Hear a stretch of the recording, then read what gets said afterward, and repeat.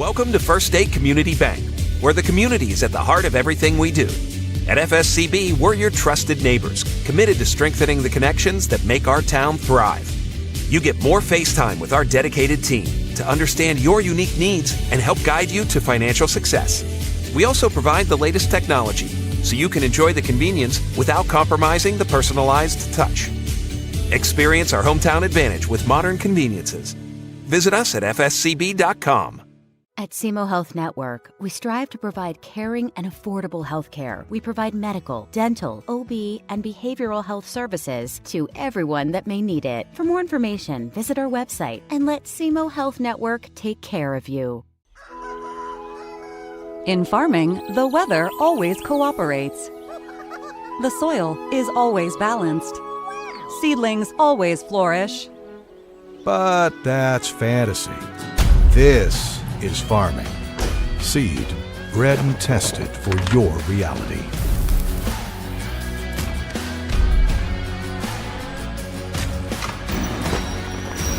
Dynagrow Seed, for real. At Burns, Taylor, Heckemeyer, Green, Edwards, and Graham, we're your hometown legal team. When life throws a flag, you need lawyers who know the field and fight for every yard. Local, approachable, and always on your side, because here you're not just a case, you are our neighbors.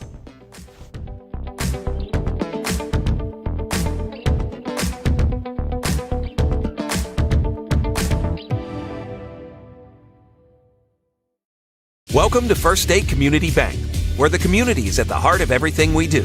At FSCB, we're your trusted neighbors, committed to strengthening the connections that make our town thrive. You get more face time with our dedicated team to understand your unique needs and help guide you to financial success. We also provide the latest technology so you can enjoy the convenience without compromising the personalized touch. Experience our hometown advantage with modern conveniences. Visit us at fscb.com.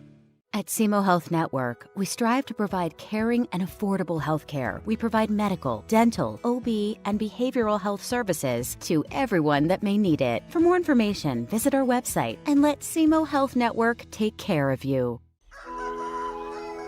In farming, the weather always cooperates. The soil is always balanced. Seedlings always flourish. But that's fantasy. This is farming. Seed, bred and tested for your reality.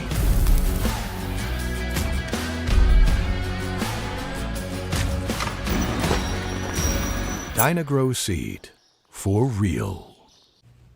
At Burns, Taylor, Heckemeyer, Green, Edwards, and Graham, we're your hometown legal team. When life throws a flag, you need lawyers who know the field and fight for every yard. Local, approachable, and always on your side, because here you're not just a case, you are our neighbors.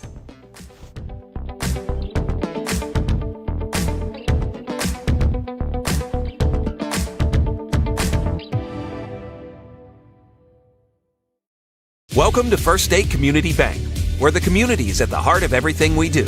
At FSCB, we're your trusted neighbors, committed to strengthening the connections that make our town thrive.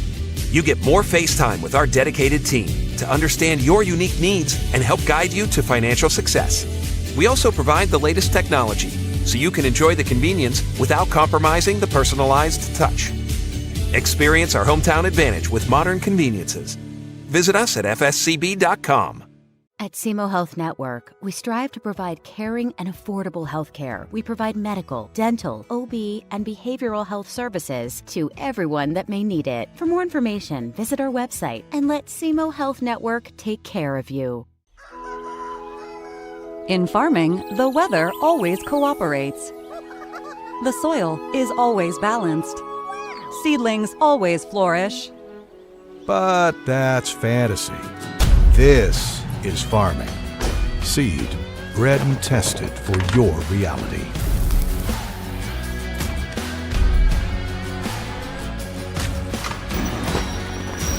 Dynagrow Seed, for real. At Burns, Taylor, Heckemeyer, Green, Edwards, and Graham, we're your hometown legal team. When life throws a flag, you need lawyers who know the field and fight for every yard. Local, approachable, and always on your side, because here you're not just a case, you are our neighbors.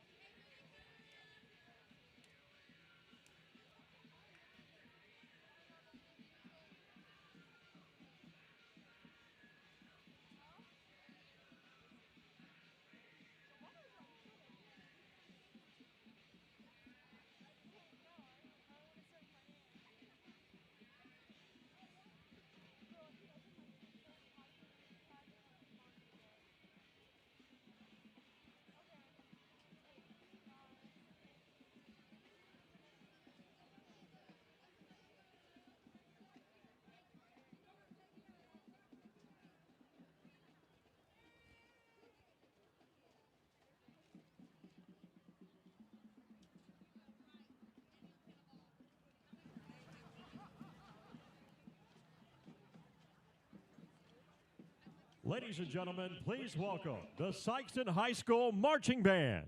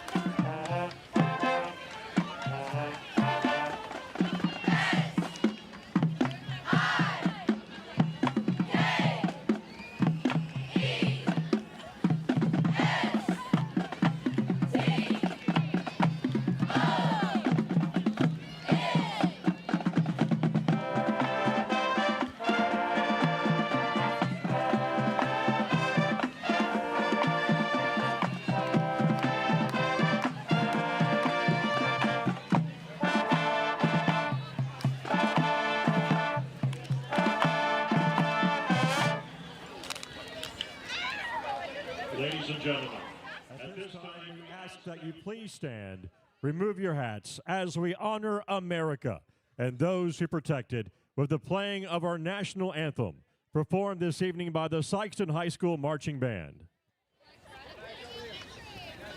You did a great job, Miss Fisher. 1, 2, 3.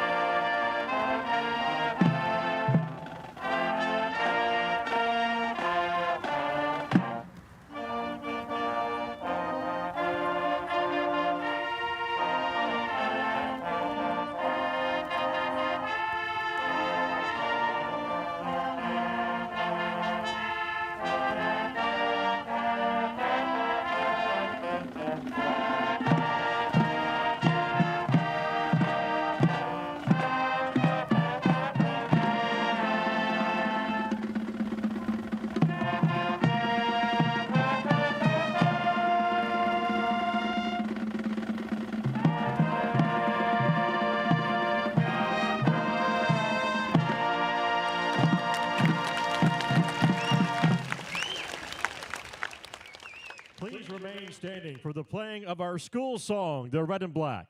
The band would like to welcome the music students from Wing Elementary who are joining us tonight, and they'll be singing The Red and Black with us. Bang. Horns up. 1, 2, 1.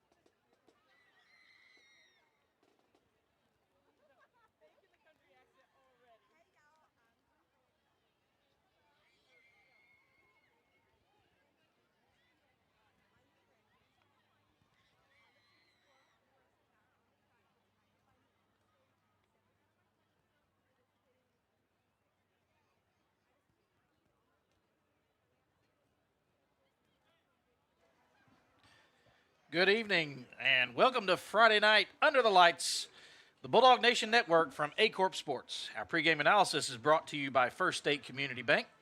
First State Community Bank believes in community and local decision-making power.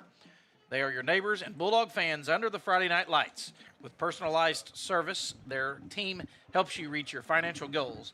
Visit fscb.com or First State Community Bank Sikeston branch, member FDIC.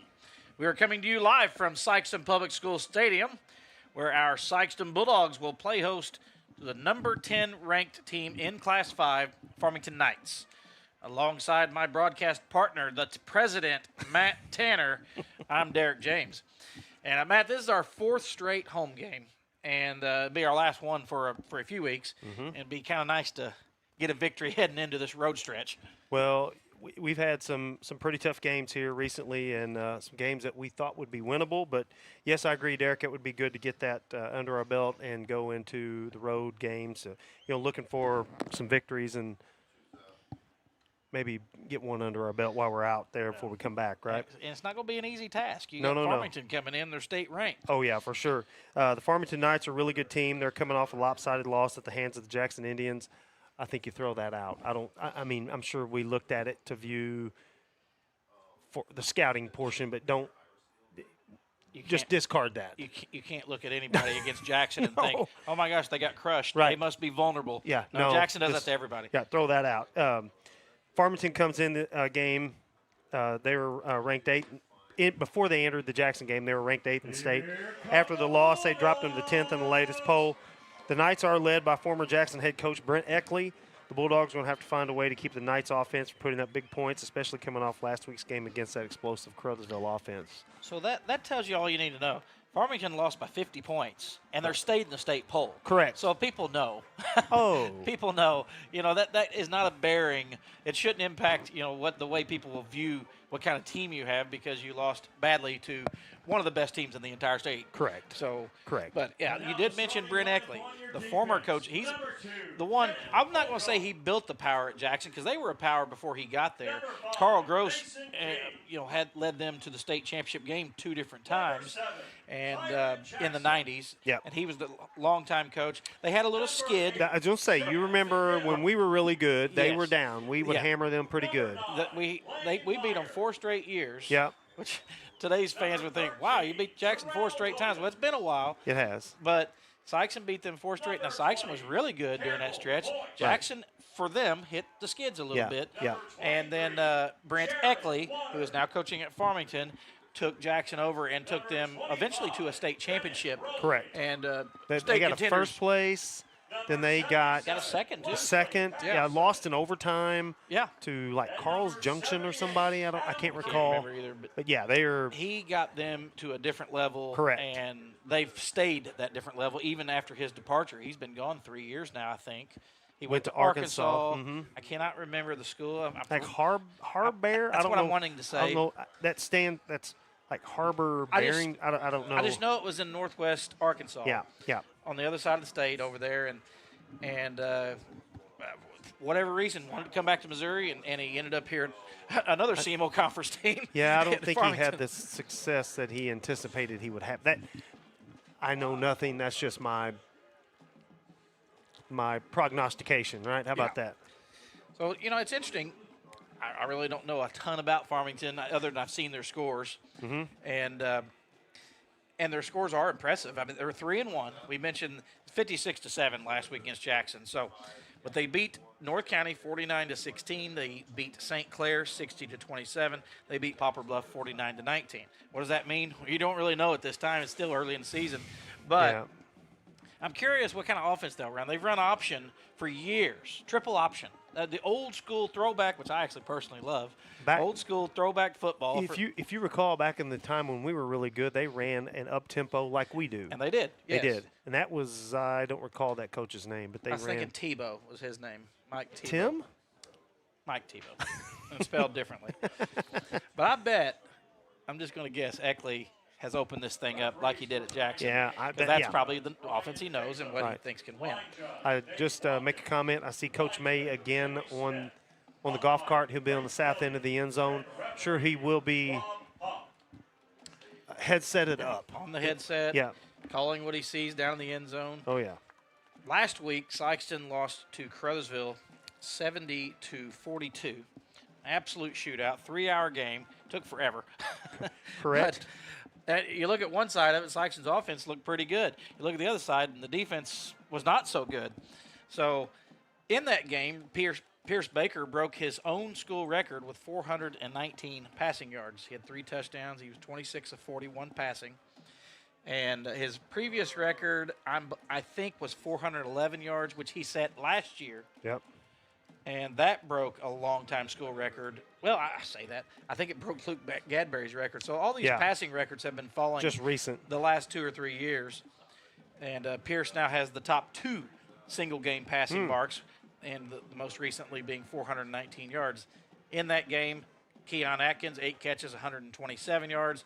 Terrell Williams, 5 catches, 135 yards. And Keon left the game last week with an injury. They believe it was a concussion. Is he out tonight? I haven't heard any status on him, but I do see him on the. Well, now I say that. Number 1? I see him down there not dressed. So Keon Atkins, Sikeston's top playmaker, will not play. It doesn't look like, and probably undergoing concussion protocol. And usually that takes a week, sometimes more. Just depends on how you respond to the concussion protocol.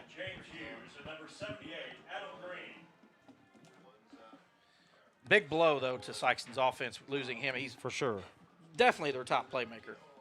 Well, we're going to have some other guys step up, right? Next man. We're going to have next man up. That's what they say. So last week's game, Jared Waters led the Bulldogs in tackles. The sophomore defensive lineman had 8 tackles, had a tackle for loss and a sack. He also had a big catch for 41 yards. Yep. Did he have one call back? Who was that? Is that Jared? I don't remember one called back. The big one that we had called back this year was that 86-yarder against Dexter. Never mind. Scratch that. Yep. Or no, excuse me, against Cape. That was against Cape. That we ended up scoring anyway. Never mind. It was against Dexter. We talked about that. We ended up scoring anyway. It was a lengthy drive. The legend, Brad Prade, in the house. Oh, yeah. And Big Bub, Justin Landers over Big there. Bub. A high school graduate with me, Big Bub. So looking at district standings, so in Class 5 District 1, Farmington is second in that district behind Cape Central. Cape Central's 4-0. Farmington comes in at 3-1. The other teams in that district, in the order that they are currently ranked, is Webster Groves, Fox, Melville, Miller Career with Vashon and Sumner. It's interesting. All the public schools are kind of falling apart up there in St. Louis. Roosevelt has shut their team down this year. I was not aware of that. Yeah. So we played Roosevelt a couple different times, kind of over the course of the year. They're in our district back in the 80s, and then we played them in a playoff game in 2010. Right. So, I mean, it's kind of shocking. It was amazingly cold that day. It was a cold one. Good Lord, it was cold. But here you see Miller Career is partnering with Vashon and Sumner. Which, well, that's what Scott City and Chaffee are doing, right? Or Chaffee, whatever. Because Chaffee had low numbers. Right. And I'm guessing that these public schools up there are having the same issues. They're Class 5. We're Class 4. That still throws me off. You talking about Farmington? Yeah. Yeah. Them in Cape. Yeah. And Bluff bringing up the bottom of that district. They're 0-4 so far. Sikeston will play them next week, I believe. Correct. In Sikeston's district, Sikeston is Class 4 District 1. Festus is undefeated. They're 4-0. Hillsboro is second in the district. They're 3-1, followed by Windsor, Perryville. Sikeston is 5th, and then DeSoto and North County. So Sikeston's going to have to win some games if they want to move up and maybe host a district. Host that first round game, yep. About ready for kickoff. Bulldogs are receiving the opening kickoff. Farmington to kick. Kind of a low line drive. That one, they let it go. It went to the end zone. Fortunately. Yeah, I got it, you take it kind of thing, right? Had some miscommunication. Of course, Keon Atkins is usually the man back. So he's out of there, and so that means you have a new kick return guy back there replacing him. So Sikeston will have possession at their own 20. Sikeston will start this drive on their own 20-yard We have a number 3. I don't have that in the. I think that's Christian Gibson. That's who it looks like, but he's not in the program that we have. I wonder if he's in the one that I got on the way in. So Bulldogs are going to take it on the left hash. I guess you have a choice of that. I always figured they just put it right in the middle of the field. But Sikeston, as usual, I'm sure will have a scripted set of plays to start off, and they'll go no huddle. That is Christian Gibson. Kenneth Holcomb gets the ball up the middle, gain of 3. I will say Sikeston has had success these first few weeks, Deej, of running the ball between the tackles. Sikeston quickly to the line as expected. And that is, again, to Holcomb. I believe that was an option play. And they really jumped in there. Baker, I think, wanted to keep it, but I was going to say, based on that read, the way that came in there, those two ends, or his end on his right to Pierce's right, the read should have been pull and Phil hit, where the end dove down. But he had someone in his face, so he gave it again. Picked up a yard. It's now 3rd and 6. Quick pass, batted down. Did they intercept nearly intercepted. That thing was batted at the line of scrimmage. And trying to get a number on who that was. Farmington's numbers almost blend in with their uniforms.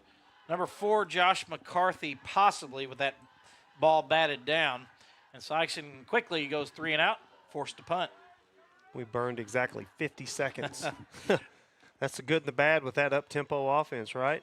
And nice kick, Myron Sanders. Myron, it's going to be a fair catch. No, he steps away from it. Bulldogs will let it roll to the 38, and Farmington will have their first possession with pretty good field position. To the 38-yard line. Farmington will start the drive on their own 38, first down Knights. Get our first look at the Knights. If they're anything like what Eckley did at Jackson, you'll see a lot of passes. Yeah, very similar to the offense that Sikeston runs. I was interested to see what kind of defense we would come out in again. Still looks like with 3 down, we're still going with that. That handoff missed. Tackle in the backfield. And we feel like that was a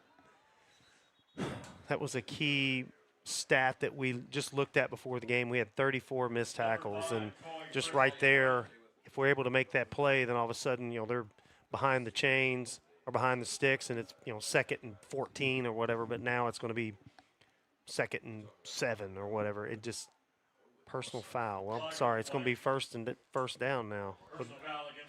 So late hit out of bounds by the Bulldogs. Well, and another thing, if we make that tackle early, we don't have this hit out of bounds, right? Yeah, the Sikeston had I didn't catch a number, but Sikeston had a man in the backfield that running back slipped by him. If he can make that play, it's a loss of 4. Right. And now instead they get about 20. Another handoff.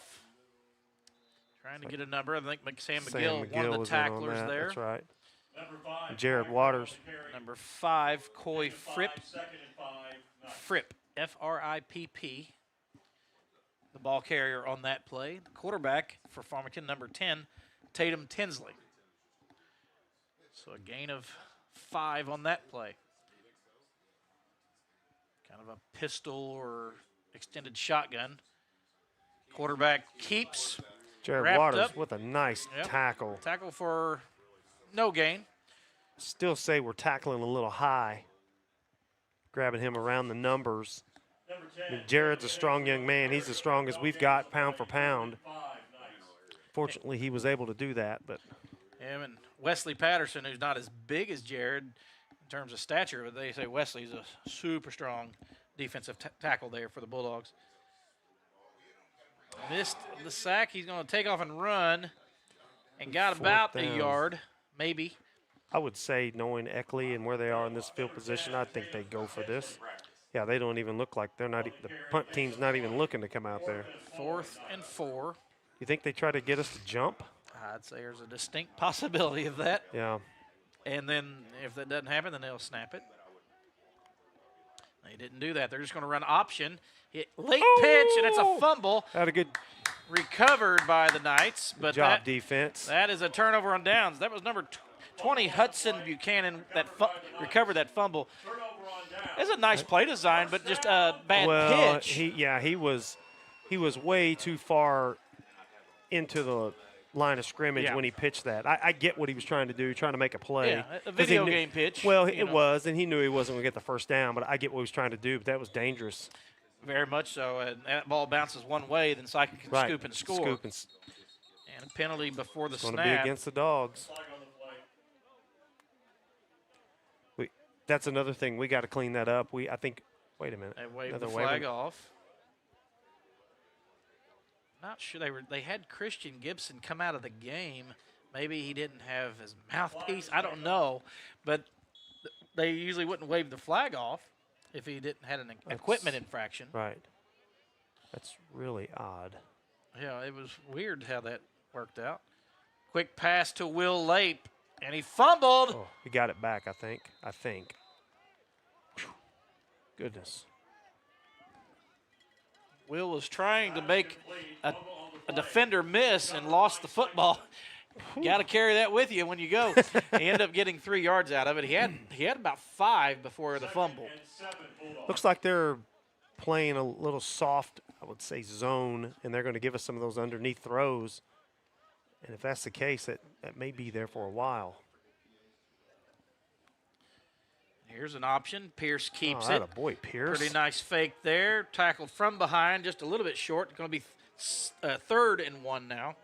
Tell you what, that's a great job by Farmington to, even though I don't know where that kid came from that tackled him from behind, but it really a nice chase down, really stayed in the play and expended some effort to go chase him down, because sometimes you do that and get a strip because you don't really feel that guy coming from behind you. Holcomb gets it this time, and he's going to have the 1st down. Really running angry again. I like that terminology. I do, and he runs.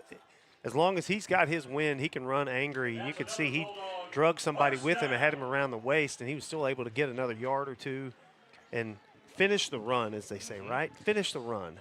He got the 1st down and tacked on about 2 or 3 more after that. Fake to Holcomb. Pierce flushed from the pocket, trying to throw out of bounds. That's fine. See, there we go. Now, he's been learning. 2 weeks ago, he would have tried to extend that play and then tried to throw back across his body, and you can't do that. You can't throw back across the field. Even last week, he had an interception that way. Right. That's what. Yeah. What do they say? Live to play another down, right? Throw that thing out. You're outside of the pocket. Throw it out of bounds. And against Cape Central, there was a time where he could have thrown it away and ran out of bounds and lost 6 yards. Right. So it's no problem. Throw that thing away. Right. Yeah. It's first down. As long as you're out of the tackle box. Baker looking to throw a quick pass. Incomplete. Mason King was the receiver, and it looked like he was bobbling that pass and couldn't hold on. What? So incomplete. And that will bring up a 3rd down.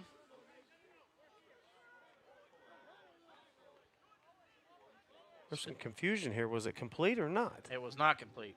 Well, then it should be 3rd and 10 then, right? Pass incomplete, 3rd and 10, Bulldogs. And during all that confusion, play clock is now down to 6. Yeah, now he wants them to reset. Yeah. Okay.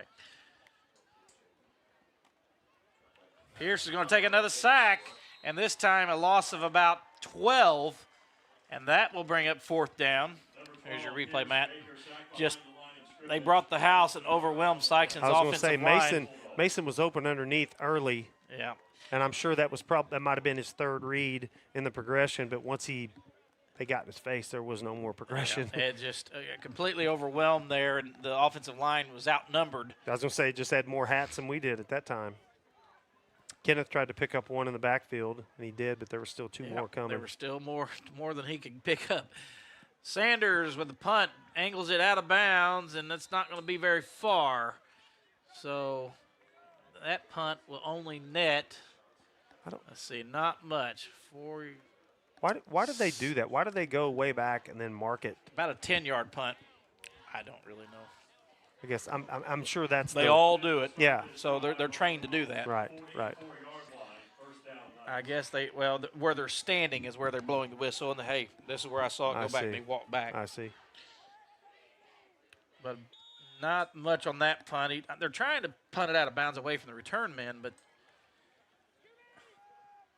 quarterback keeps this one. Slowed down by McGill. Yeah. But he couldn't get him down until the teammates got there to finish him off. So he got about 7 on that carry.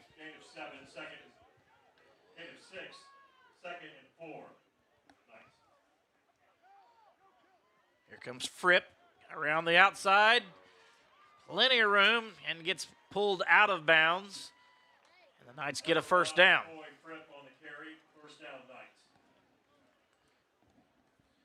Kenneth Holcomb was able to get him out of bounds before the damage was too bad. And look how quickly Farmington's back up snapping the football. Quick pass. And another first down for the Knights. Number 40, Walker Lout, if I say that correctly, L-A-U-T, or Laut.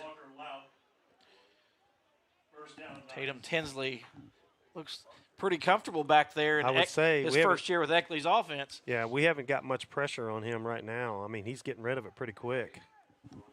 Option play. Oh, intercepted. that a baby. What a nice play. Woo, he just undercut that route, went up and caught the ball. What? So What? that was an interception by Terrell Williams. He's going to what's get a the flag. He's going to get a flag for taunting. So he stood right over him right when he caught it. Really? He said something to him. See, that's the things that we can't do. Yeah. I mean, you made the play. He'll get an unsportsmanlike here. So it'll be half the distance. So the touchback will bring it to the 20. That'll make it to the 10. I guess I looked away. Yeah, I was looking at it, and he He did it? He did something. Okay. He said something. Okay. It wasn't too demonstrative. but the official was standing right there. But a big play there by Williams, a nice Big time. interception. Big time play. But good teams don't do that. Yeah, that's already two 15-yard penalties, yeah, although that one only accounts for 10 since it's half the distance. But still, you can't do that and beat good teams. You just cannot. Holcomb, nothing doing on that play. Lost about 3. And Farmington appears to be getting a little surge these last few plays against Sikeston's offensive line. It's like we may have to continue to throw those underneath routes, try to open up those running lanes in between the tackles for sure. Now all of a sudden, Baker is taking the snap nearly in the end zone. His feet on the end line, doesn't he? About a yard out. Baker throws a quick one over to, that one's incomplete. I believe that was Williams, the intended receiver. Possibly took his eyes off of it, looking upfield.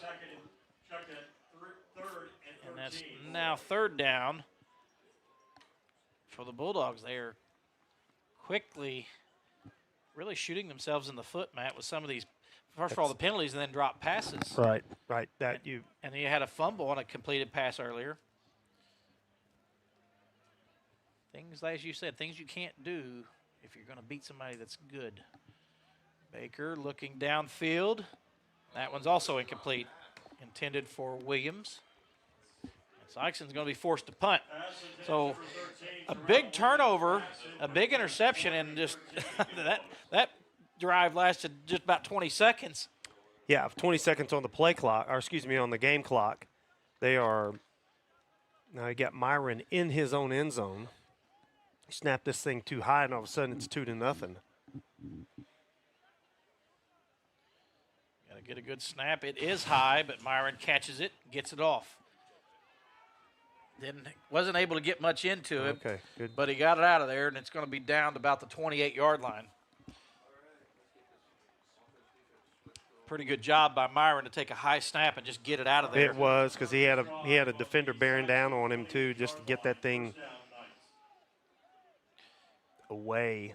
He was, I know he's a high school kid, but those NFL punters and those college punters would have flopped, or not flopped. They'd have fallen down, trying to draw a flag too. Farmington with excellent field position, fakes to the left. And this could be a touchdown. He's loose on the outside, and that is a score for Farmington. Tatum Tinsley gave a little fake. See if we get you a replay here. Gave a little fake to the left, and pretty much the entire defense just was not even there. Watch this little fake, Matt. This guy comes in motions and sends everybody get the end blocked on the outside. Well, you could see their offensive line. They turned their defenders in, and so there was no chance. we can't get off that block, or we couldn't at that time. Josh McCarthy to kick the extra point. And he's knocked it through. You know what Farmington's known for? Didn't he have a kid that kicked in the Always NFL? did. Or was that Jackson? They kid? did, yeah. Kid from Richardson was his name. Yeah, from Farmington, right? So with 5:14 to go in the first quarter, Farmington takes a 7-0 lead. We'll take a quick station break. We'll be right back. Welcome to First State Community Bank, where the community is at the heart of everything we do. At FSCB, we're your trusted neighbors, committed to strengthening the connections that make our town thrive. You get more face time with our dedicated team to understand your unique needs and help guide you to financial success. We also provide the latest technology so you can enjoy the convenience without compromising the personalized touch. Experience our hometown advantage with modern conveniences. Visit us at fscb.com. Back here on Bulldog Nation Network, powered by A-Corp Sports. Farmington strikes first. They lead 7-0 over the Sikeston Bulldogs here with 5:14 to go in the first quarter.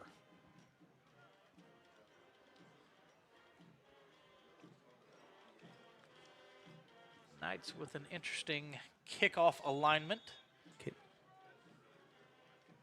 Most of the time, these teams will have an onside kick, and they're going to get it. They got it. I mean, did we not see that coming? We got. Can you line up? I mean, obviously they can. They did it.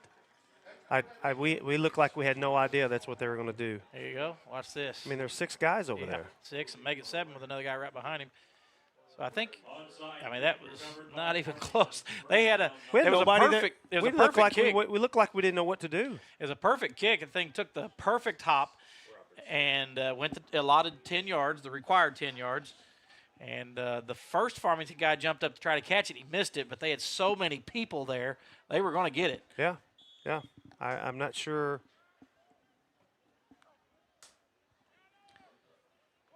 Up the middle, that is Fripp with the carry. Picked up about 4, maybe 3 actually, just 3 on that play. 2nd and 7. Fripp on the carry, gain of 3, 2nd and 7. Quickly to the line of scrimmage. As expected, we knew they were up-tempo. That's the Brent Eckley style. Just a straight run. Yeah, Tinsley again. We get a flag coming in from the behind. That is hold, normally maybe? a hold coming from the white hat from that angle. And it is a hold against Farmington. Hold against Farmington. Tinsley looks like a pretty good runner, though. Mm-hmm. Before we get too far, I want to mention our crew tonight. On the camera, Stephen Beidler, Ben Klein, and Elizabeth Hawkins. Graphics, Josh I, and directing is the one, the only, Steve Beidler. The coach. The Steve coach. Beidler. The coach. Mr. Beidler has a little experience in this field, doesn't he? He's done a game or two in his time. So they're still sorting out this penalty. It's 10. It's 10 from the spot. We 10. talked about that, not 10 from the line of scrimmage. 10 yards from where the infraction happened. The infraction. There we go. As we say, it's not illegal. They don't put him in jail for it, right? Not that I've ever seen. It's against the rules. It's an infraction. So they did mark it from the spot. It's not a full 10-yard penalty. It's more like an 8-yard penalty. Yeah, 2nd and 17 now, right? We've got 3rd on the screen, but it's 2nd down. It could be 7, yeah. Tinsley nearly, and he is sacked. Okay. It looked like he was about to get sacked. We still don't have him tackled. Looked like Campbell Boyce had a beat on him, and he slipped out of Campbell's hands, but Campbell did enough to slow him down. Right. He got him spinning and kind of out of it, got his footwork out of line, and now it's 3rd down and 21. Those holds, you can see what a holding penalty can do. There's a quick little screen play to Fripp. There comes another flag. He's going to take it to the house. Yep. Nobody's going to catch him. Well, there's some flags down. But flags everywhere on the field. I guess that's why he was wide open, huh? Wait. They were holding. Of course they were. Let's see what it is, though. It could be against Sykes. You never know. The officials I talked to say you can just about call a hold every down. They always say that, yeah. It's just how it's done. Right. It is a hold. Yep. Against the Knights, and that will be from the 50. See where the official's standing? Right. So they're going to mark that 10 yards from the 50, so it should go to the 40-yard line. 3rd and which will be a 28. 5-yard penalty from the original line of scrimmage. Right. So it'll be 3rd and 26-ish. But I know they held on that play, but boy, Sikeston You have to make got that play. to close because there was not much. He went untouched. Untouched pretty much. Now I know there's holding involved, maybe more than one hold. Yeah, there were two flags down. Yeah, but they might have called the same one. But you got to get off those blocks. Right. Correct. Long ways to go for Farmington. Let's see what they pull off here. Fake little play action. And he got hit as he threw. Incomplete.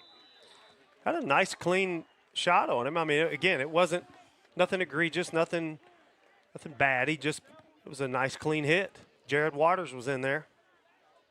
He probably wasn't able to step into that throw as much as he had hoped. Right.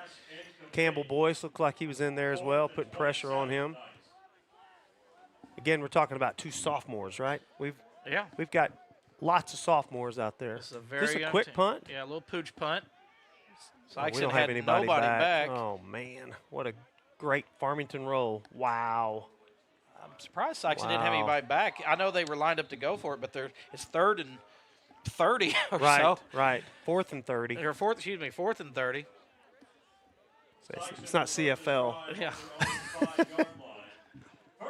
So Sikeston, once again, Farmington's playing the field position game well. Right. Can I just say it before we snap this first ball? Be careful here. I would say so, yeah. These They're quick on the 5-yard line.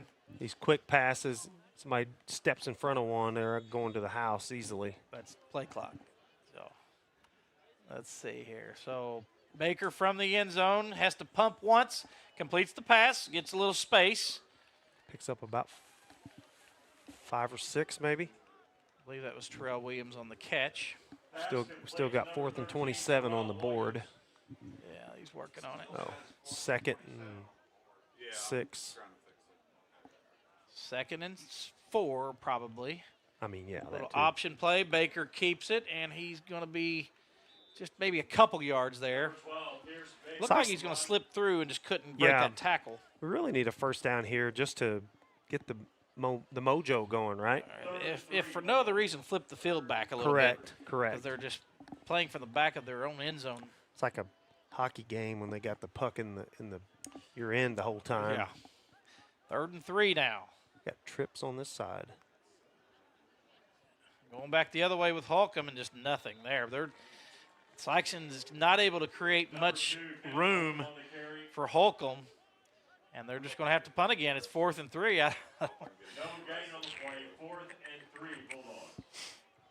Very quick sequences here.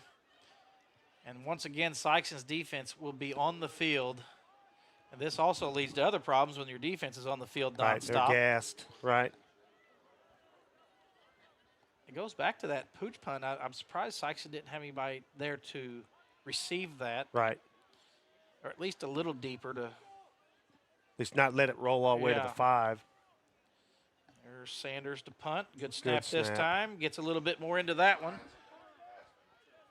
Farmington, no interest in returning these punts.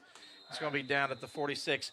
Let's take a quick break, just a quick station break so we can get some advertisers on. You're watching Bulldog Nation Network, powered by A Corp Sports. At Burns, Taylor, Heckemar, Green, Edwards, and Graham, we're your hometown legal team. When life throws a flag, you need lawyers who know the field and fight for every yard. Local, approachable, and always on your side, because here you're not just a case, you are our neighbors.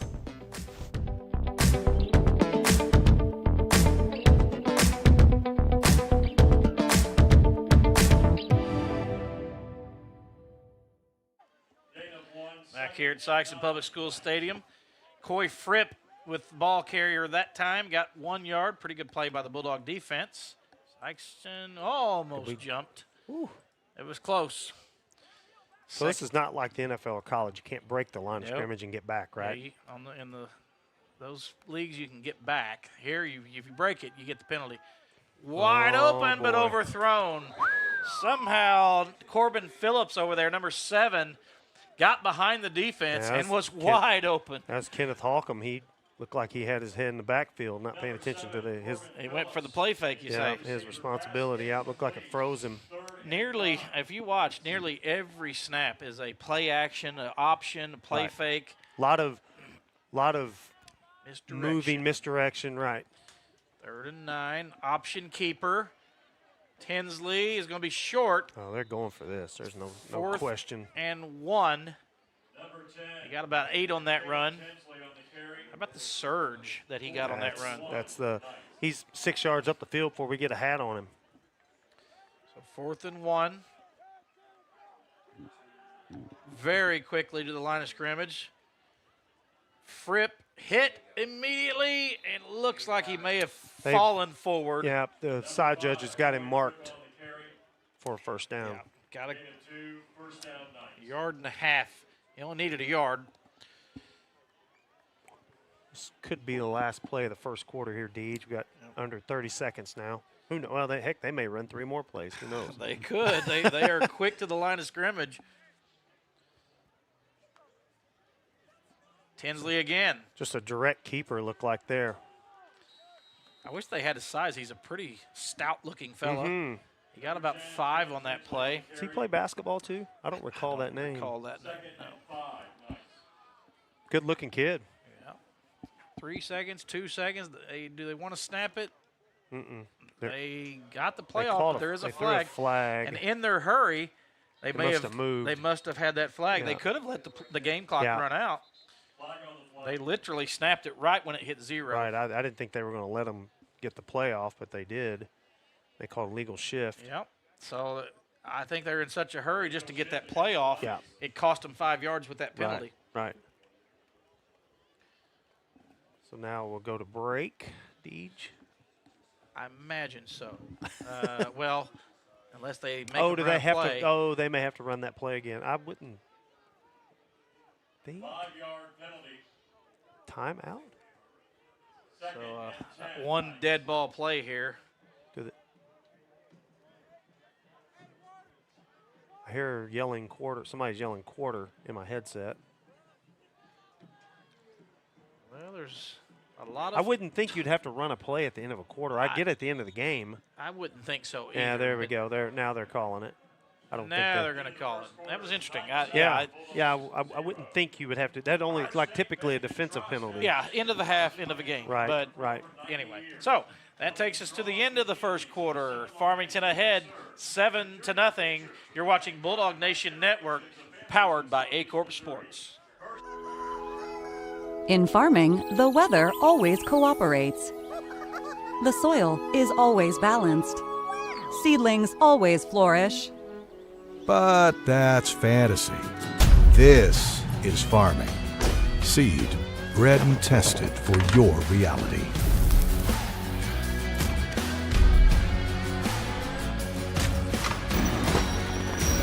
Dynagrow Seed, for real.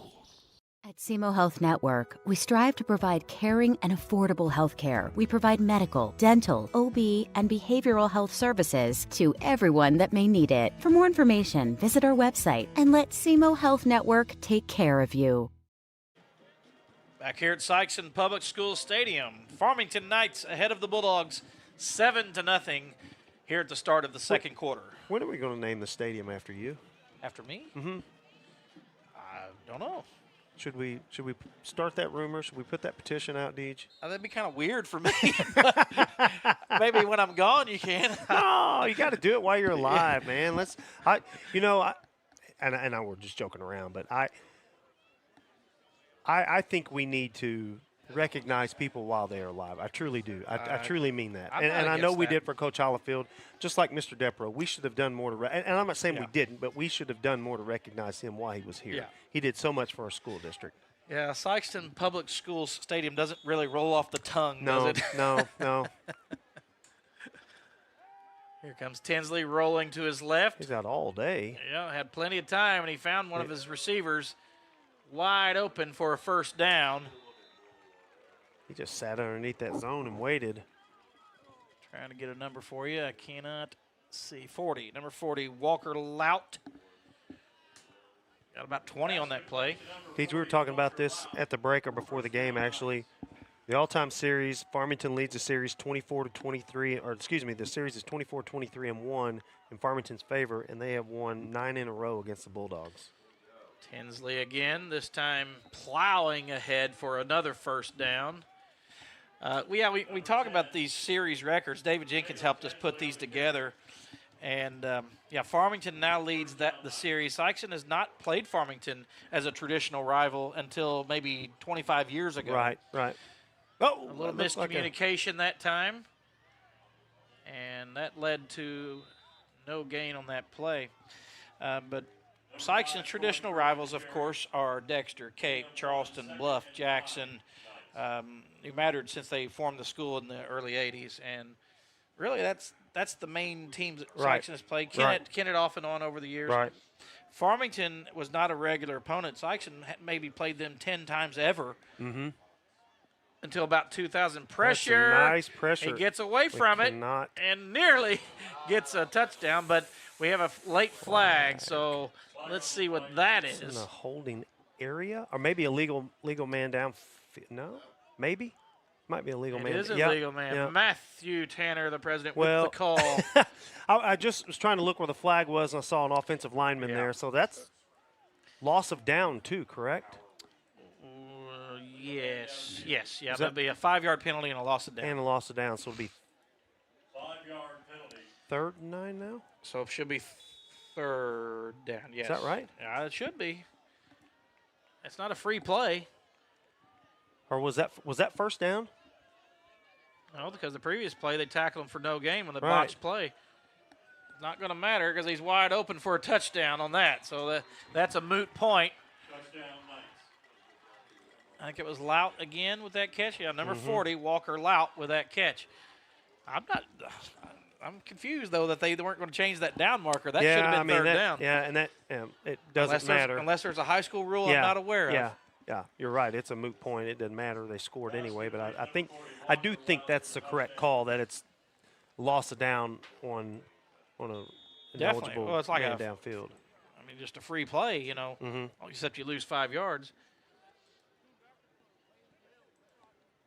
Like holding or, as I like to say, a garden variety. Yeah, that extra point is through. 10:44 to go in the second the kicker. quarter. There's going to be another flag. We just cannot get out of our own way. Well, we'll tell you what happened there. It is going to be roughing the kicker. Not a personal foul, though. He didn't signal personal foul. Garden variety. Garden variety. 14-0 Farmington. You're watching Bulldog Nation Network, powered by A-Corp Sports. Welcome to First State Community Bank, where the community is at the heart of everything we do. At FSCB, we're your trusted neighbors, committed to strengthening the connections that make our town thrive. You get more face time with our dedicated team to understand your unique needs and help guide you to financial success. We also provide the latest technology so you can enjoy the convenience without compromising the personalized touch. Experience our hometown advantage with modern conveniences. Visit us at fscb.com. Back here at Sikeston Public School Stadium, Farmington Knights ahead of the Bulldogs, 14-0. 10:44 to go in the second quarter. Is that assessed on the kickoff? Yes. Or so they'll kick from the 45 or the 40 or I guess the 40. I'm not sure. Where's the normal kickoff? I always thought it was 35. So it's from the 40. So okay. Yeah. So he's kicking from the. Well, they are going to make it a 15-yarder. They didn't ever signal personal foul, but I guess maybe any roughing. I think anything like that. Yeah, I think is not garden variety. So this one, I mean, they may try another onside kick here with this field position. There's 6 guys lined up on this side. Please, somebody pay attention to this. They're absolutely going to. Why wouldn't you? We have nobody on this side. They kick away. That one's going to go into the end zone. That's shocking, actually. I thought they might just because where you are on the field. Yeah, why the field wouldn't position. you? Yeah. And the previous play, they got one. Right. We didn't look like we did anything different, though. First down, Bulldogs. I'm glad they kicked it. So the Bulldogs will once again start at the 20. They have been backed up in their own territory all night long. I was going to say, we haven't had any decent field position, starting field position, that is. Some of it by their own doing with penalties.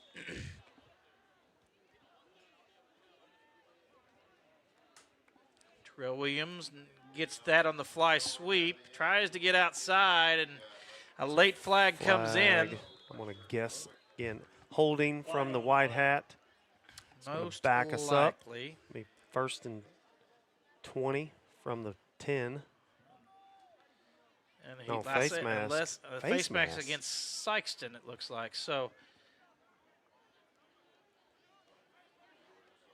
he's talking to his side judge. They have microphones, these refs do, that they talk with each other.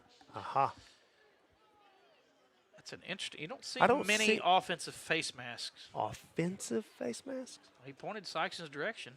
So that's half the distance then, right? Against the Bulldogs. 5-yard penalty. What? First and 15. You don't see that very often on the offense. Now you'll have. That's 5 yards though? You'll have hands to the face. You'll see those penalties. Inadvertent face mask. Holcomb this time. Baker trying to get away from pressure. He does get away from pressure. He's going to get a few yards here. Got about 10 on that play. Well, he did get us in between the sticks again. So 2nd and 5. Good job by Baker that time to elude the pressure. Absolutely.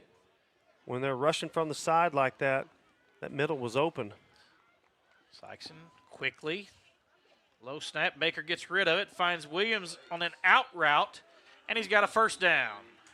That's our first down in a minute, isn't it? It's been a while. That was an 8-yard gain. Sikeston's had several 3-and-outs. But finally moving the chains on that play. Now if they can just start getting in a little rhythm. Right. I mean, it feels like they're just getting killed here, but they're only down 14 to nothing. This is still a ball game. Right. But you got to put some points on the board. They put it 42 a week ago. Pressure and sacked. I didn't get a number there. 50 maybe for the Knights. We're looking again. He just came Joey in Bells, unmolested. just untouched. I believe it was number 50, Joey Bells, I believe. Say that on the screen, you could see the way the light was shining on the uniform. It was blended in with their white. That gold was blending in with that white. It was hard to tell. Current uniforms are not like the old ones. You can see numbers forever in those old ones. Will Lape with the catch. Gets most of the sack yardage back. It's going to bring up 3rd and 11, maybe 3rd and 10. Let's see where they spot it. About 3rd and 10 now. 3rd and 10, Bulldogs.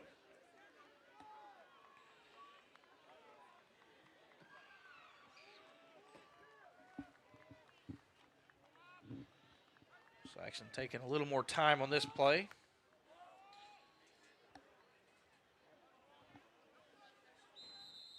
Penalty flags coming in. Flag on the play. That's a false start against the Bulldogs. False start against Sikeston. Looked like they were pointing. 5-yard penalty, 3rd. Did they point at Terrell Williams? I couldn't tell what he did. He was. I don't know. Maybe if he wasn't running parallel with the line of scrimmage, I'm not sure. Williams in motion again.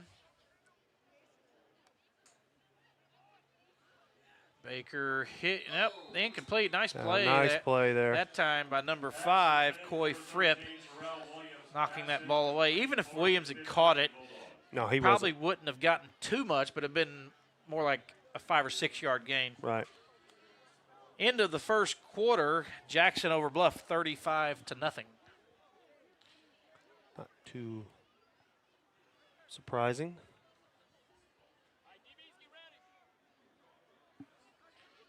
Myron Sanders back to punt.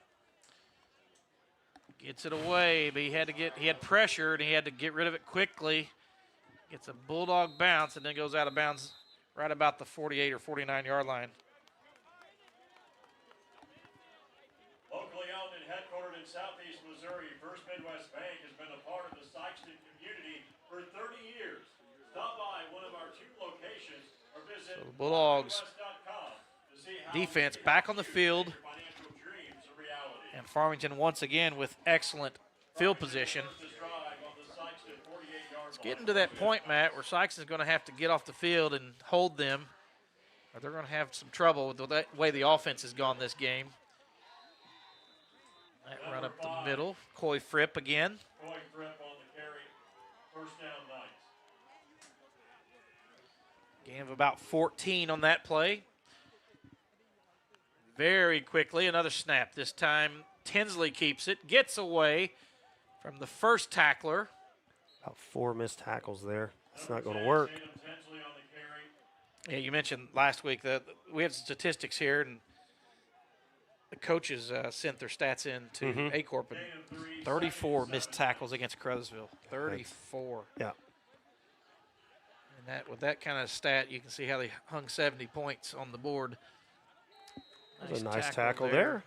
That was Bennett rolling with that tackle. Number 20, Hudson Buchanan on Makes the it carry. about 3rd and 3. 3rd and 3, Knights.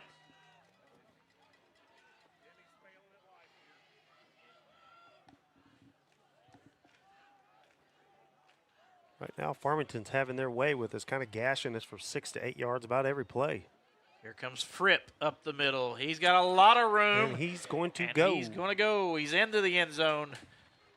Big hole to the right side. You'll see how we're just right on cue. We were talking about Farmington's line creating these holes, gashing the Bulldogs. And here you see Fripp at running back. Just gets it and just pretty much untouched all the way to the end zone. This game is getting away from the Bulldogs. At Burns, Taylor, Heckemeyer, Green, Edwards, and Graham, we're your hometown legal team. I used to run the clock for basketball. It was 35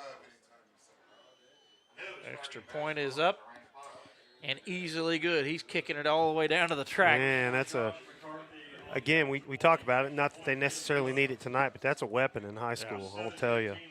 7:15 to go in the second quarter. Farmington 21, Sikeston 0. You're watching Bulldog Nation Network, powered by A-Corp Sports. At Burns, Taylor, Heckemeyer, Green, Edwards, and Graham, we're your hometown legal team. When life throws a flag, you need lawyers who know the field and fight for every yard. Local, approachable, and always on your side, because here you're not just a case. You are our neighbors.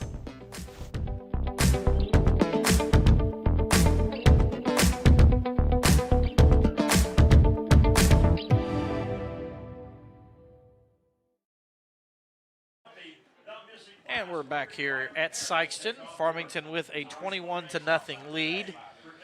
Just scored their 3rd touchdown and about to kick off to the Bulldogs. Once again, with their interesting alignment, perhaps an onside kick. They got one earlier. This one they kick away. Terrell Williams, no, excuse me, that is Christian Gibson with the kick return. He's got a pretty decent little hole there and got out to the 29. It's about as good a field position as Sikeston's had. I was just getting ready to say that, Deej. That's as good as I can recall tonight. And he looked like he was about 1 missed tackle from having big yardage on that one. Christian's a pretty good runner. He's a track guy. Went to state last year on one of the relay teams. Deej, we talked about this before, and I'll say it again. I know we're the only team in our conference that has grass, but holy cow, it looks good tonight. Man. D. Bizzle of Bizzle Lawn Care or Nurse. Green grass guys. D. Bizzle's crew doing an amazing job. I mean, we're here in nearly October. It's still just green as it would look in July. Here's Baker. He's got some room on the outside, and he's brought down out of bounds. Sikeston's best play of the night. About a 17-yard run by Pierce Baker. Tell you can tell Farmington's trained on that tackle from behind. You saw when he swept around to tackle him, you're reaching across or reaching around to try to punch that ball out of there. Pierce did a good job hanging on to that. Sikeston now at midfield at the 47. This time to Holcomb. Dancing his way for a few yards there. Got about 10 on that. He may be just, they're going to mark him just a yard. I think they're about a hair short. Yeah. really good job there. Offensive line created some holes, and Kenneth got downhill really, really quick. And as we said a while ago, he finished the run, got hit, and then finished with a couple of yards on top of that. 2nd and 1 now. Into Farmington territory for the first time, I believe. Or did they on the opening drive? Baker gets the first down and gets about an extra 6 on that, just for good measure. And now the Bulldogs have another first down and quickly are marching into Farmington territory. Again, looks like just a designed quarterback draw, quarterback keeper, quick hitter to pick up that first down. And again, Pierce got downhill really quickly and was able to pick up 6.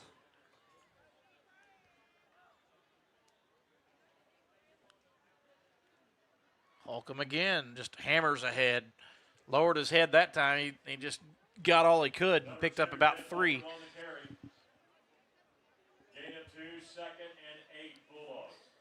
Yeah, I was talking to D. Bizzle a week or 2 back and say, D, we keep commenting about your work on this grass. Say, you just keep on talking.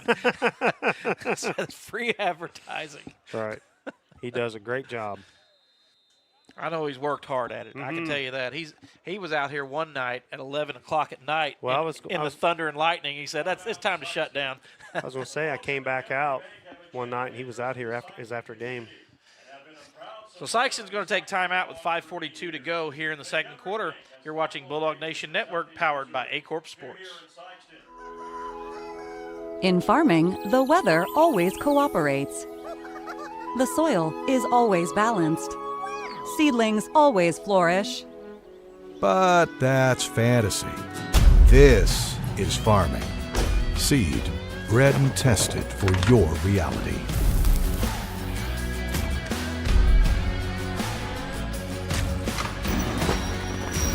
Dynagrow Seed, for real. Back here at Sikeston, Bulldogs have taken their first time out, trailing the Farmington Knights 21-0 with 5:42 to go in the second quarter. But this is their best offensive drive of the game so far. Correct. You got to be able to put this in the end zone. I guess Mauricio's back tonight. I think so. There's Will Lape. Couldn't get away. One man, he tried to dance a little bit, should have just took off, but still got 5 yards on that play. You could see him trying to turn that inside Terrell Williams. When Terrell Williams had a block there, and he tried to spin off that block. Just at that point, catch it and go, don't dance. Right. Not going to be enough time. 3rd and 3 now. Baker leans ahead, and he's going to have the first down. Doing a really good job of, again, taking what the defense will give him, but had a lot of success with that designed keeper. You know, there were some questions coming in. Obviously, Eckley's going to get Farmington winning. It's just going to happen. Yep. They're traditionally strong anyway. They've had a couple seasons where they haven't been quite as strong. And the question was, how quickly will these players adapt to a brand new offense, complete 180 from what they were doing? I'd say they're struggling right now, wouldn't you? 3-1 and already put up 21 points. Yeah. Baker this time, nothing doing. Maybe got a yard. Farmington getting a little bit wise to that, and they're crashing those ends down. No gain on collapsing on that really quickly. Now would be time for pull that thing out of there and give it to maybe a pitch or a read this time to Kenneth. But you go from a complete triple option ground attack, never throwing the ball, to what they're doing now. Terrell Williams with that catch. Ooh. He got a knee to the head. Yeah, inadvertent. It wasn't on purpose. They didn't just come in there and stick his knee in there. Got about 8 on that. It's now 3rd and 2. Bulldogs. That reminds me, Matt, just talking about changing offenses. You remember, it's probably been 10 years ago now. Sikeston was kind of a spread team, run a lot of spread stuff. And in the middle of the year, week 4 or 5, they scrapped every bit of it. Here's Baker. Went to the 3 yards on a cloud of dust. Yeah. I do recall. Baker's going to be close. Are you going to give that to him? I think he's going to be a tad short. Maybe inches. Let's see. You call for a measure? They might even measure it. Let's take a look. Do you call for that? or do the officials The call? officials will determine it. He's going to take a look at, eyeball it, and see. Looks good from here. First down. And it's going to say 4th. So Sikeston's going to be, I mean, it's close enough to me for a measurement. Yeah. But they're going to just place it. Can you not? Inches, Bulldogs. And they want the play clock reset, and Sykes is going to go for it, obviously. I think you have to, of course. We'll run behind Jared Waters, maybe. And Sikeston lost yardage on that play. Farmington, here it is again. It's a Farmington straight run blitz. Look at them. They got 9 guys on the line. Boom. We didn't have a chance. That's almost a get behind the, just take a snap under center and go, right? The way, I don't even know if Sikeston has a quarterback sneak. Because they never go under center. So they were Seems to be like something we might need. I don't know. I'm not the OC They were at lined all. up like just toe-to-toe pretty much, as if they were quarterback sneaking, but they were still in the shotgun or the pistol. I understand we don't have the ability to audible, but something like that, when you see 9 guys on the line, turn and call timeout, right? Can you do that? I mean, it's in the first quarter. I mean, excuse me, the first half. We're 3 minutes to go. We need to put this thing in the end zone. Call timeout. Let's go regroup and let's talk about this. Maybe we run the same play again. 7-yard gain there. Tinsley looking to throw, looking deep. Got to get picked. And that one's caught. It's not. That was in the air a long time. It certainly was. Sikeston had a defender there, and it looked like he mistimed Yeah. or misread. He was too short of the pass. Yeah, he's throwing against his body. Yeah, He's not got much flip. on it. Yeah. Well, the defender wasn't in position to make the play. He was 10 yards. It looked to me like he could have made a play, but he was 10 yards away from it. Right. That was just a heave and hope. Good play, though. Picked up a bunch of yards. Tinsley rolling to his left again. You notice he rolls left a lot, throwing against his body. Broken tackle, and that ball may have come out, but they picked it right back up. That was number 40 again for the Knights. Farmington on the march here again to try to score before the quarter and then get this thing back to start the half. Walker Lout, he's been their top receiver this game.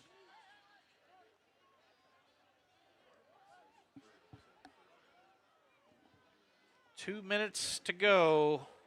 Sikeston's got 8 guys in the box. I guess we're expecting run. Fripp up the middle. Got that first down. Number 5, Coy Fripp on the carry.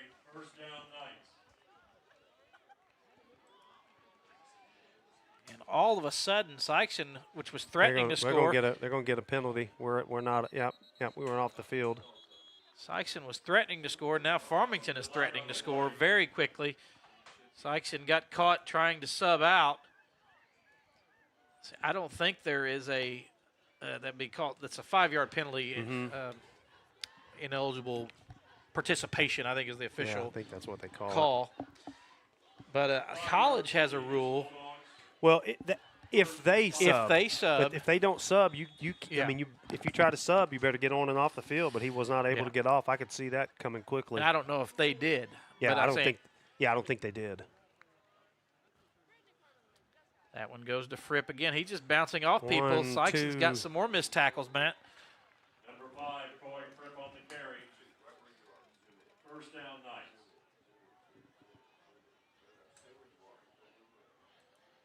So play clock keeps rolling. It's down to 1:23. And now they have first and goal right at the 10-yard line.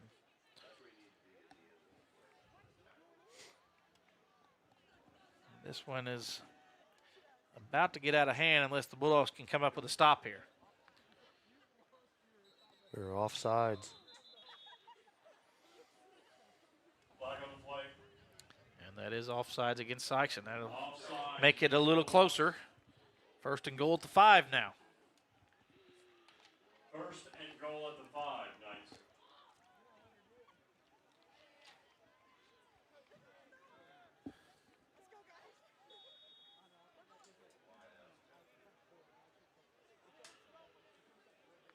Clock is rolling now.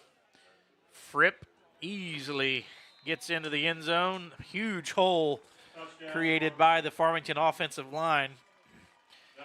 And the Knights are putting this one away before the half. 27-0, pending the extra point. Here, look at this hole, Matt. He's going to get it up the middle and dance to his left. Pulling guard there. May have been a pulling tight end. 7. Yeah. Yeah, he nice kick out block and just made him a huge hole there.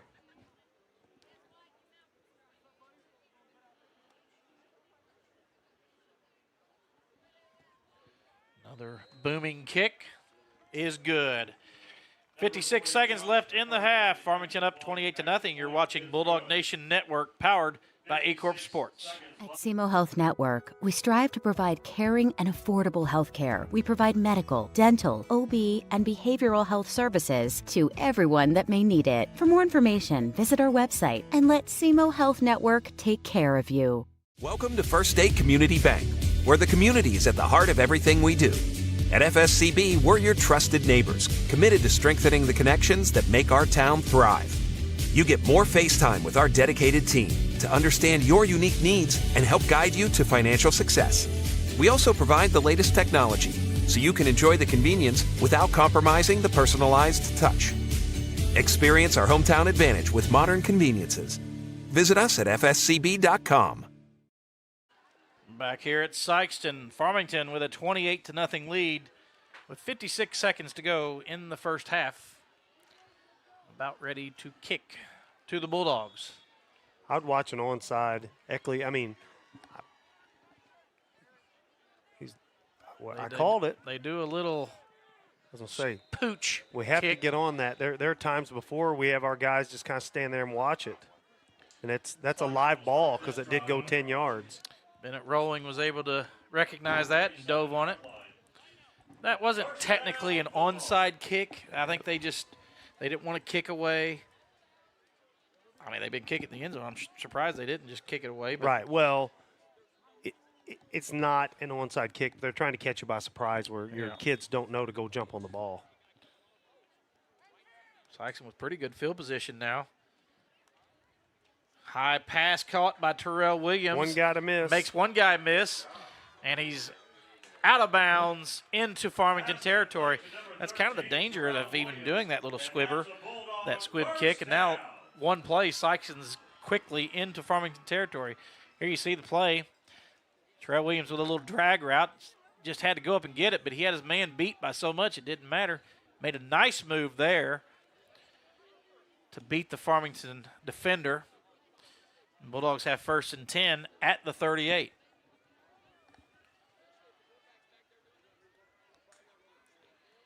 Baker looking, buying a little time. He's going to be brought down for a sack. About any level of football. Going to be a timeout. About any level of football, about 3 seconds, and you got to get rid of it. Yeah. Generally.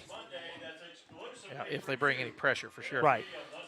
That'll bring us to another timeout. You're watching Bulldog Nation Network, powered by A-Corp Sports. At Burns, Taylor, Heckemeyer, Green, Edwards, and Graham, we're your hometown legal team.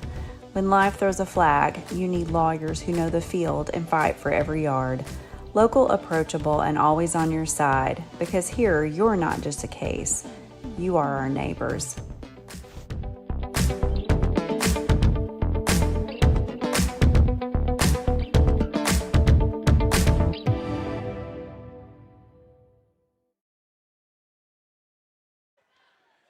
(28-0) Farmington with 37 seconds left in the half. The Bulldogs are into Farmington territory, but they just took a sack and are now faced with a 2nd and 15. Not much time left, only one timeout left. See if Sikeston can break the shutout and get on the board here before the half. Baker gets rid of it. High pass. That one had too much air on it. Tried to hit Will Lape out there on a little hitch. Will was open. But when you get sacked over and over, you start to Get a little gun shy maybe. You get happy feet. Yep. Try to get rid of that ball maybe. I don't think he got rid of it too soon. He just overthrew him. But now 3rd and 15.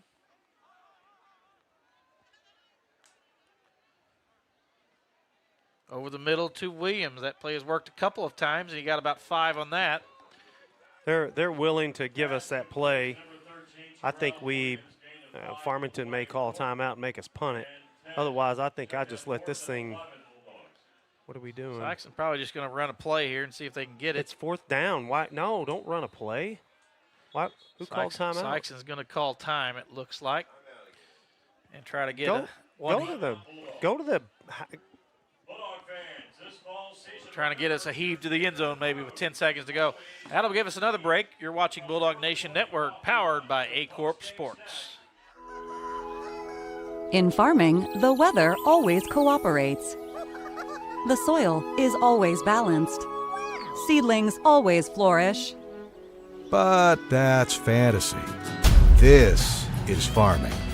Seed, bred and tested for your reality.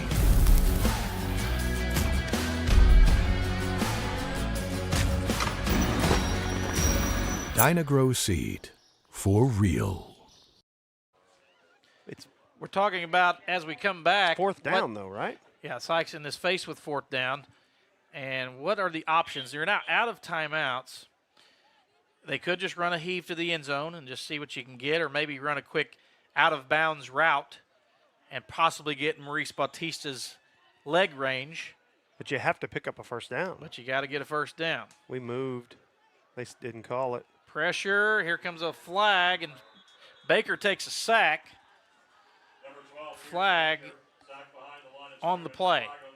Probably holding. It is holding. They will decline that for sure. Holding against the Bulldogs. And Farmington now, they will get field position at the 48 with 5 seconds to go, and they can throw a heave.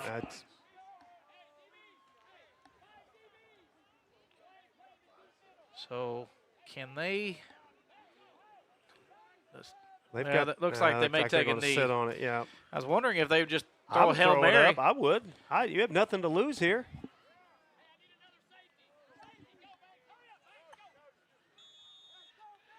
But they're just going to take a knee and get this one to the half. In total control of this game. 28-0 lead for the Knights heading into the half. So, Bulldogs have a lot to discuss. Mainly, how are they going to get some points on the board? Because the defense has been on the field all night long, and they're getting tired and gashed at this point. Correct. So we'll take it to the half. Sikeston Marching Bulldogs will be performing. We'll be back later on for the 3rd quarter.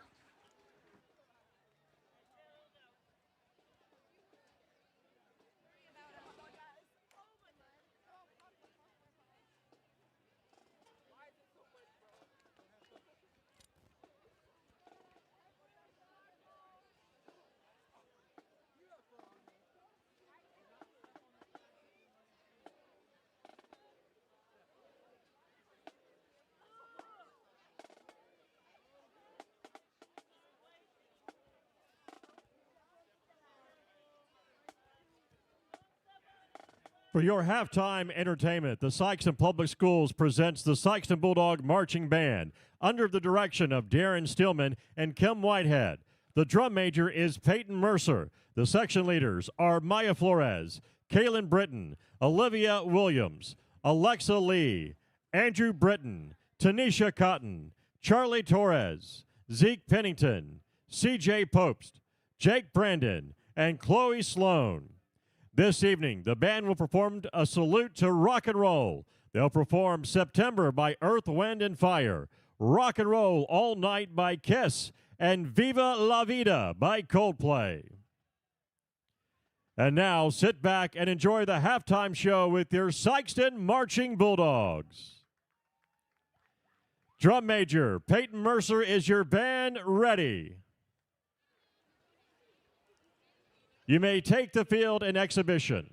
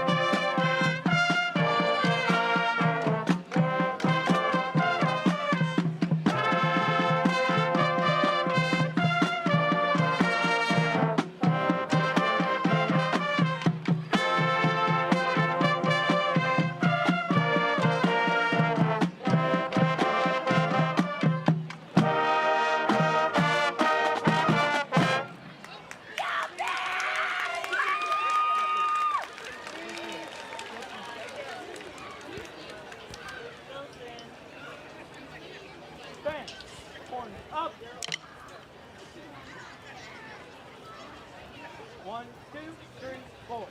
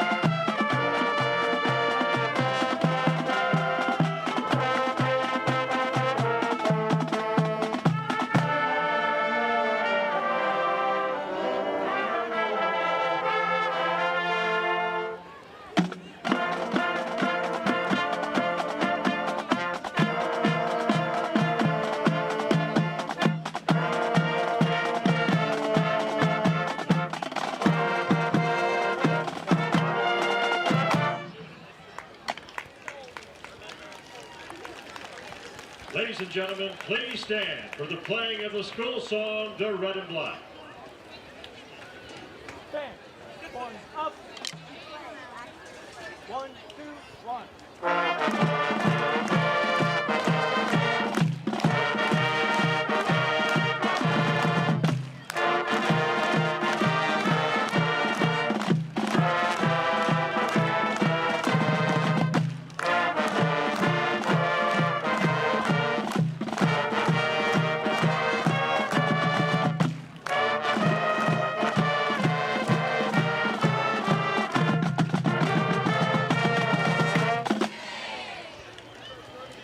Let's have another round of applause for the Sikeston Marching Bulldogs and their outstanding halftime performance.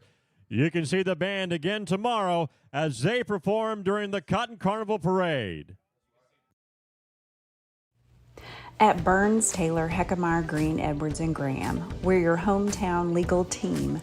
When life throws a flag, you need lawyers who know the field and fight for every yard. Local, approachable, and always on your side, because here you're not just a case, you are our neighbors.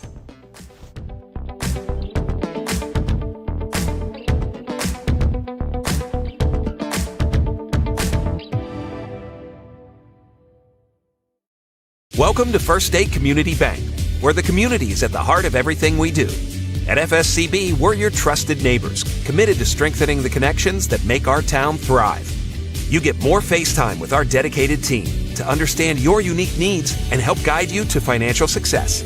We also provide the latest technology so you can enjoy the convenience without compromising the personalized touch. Experience our hometown advantage with modern conveniences. Visit us at fscb.com.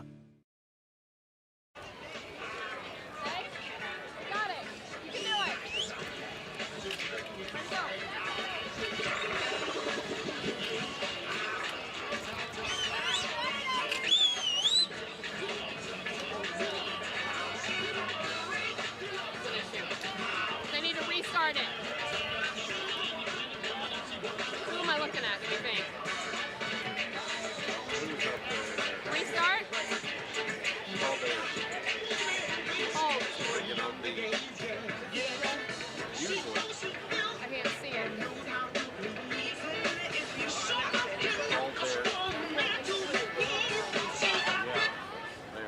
Okay. Okay. Thank you. No problem. was trying. If you are not ready for the day, it cannot always be night. Start. There you go.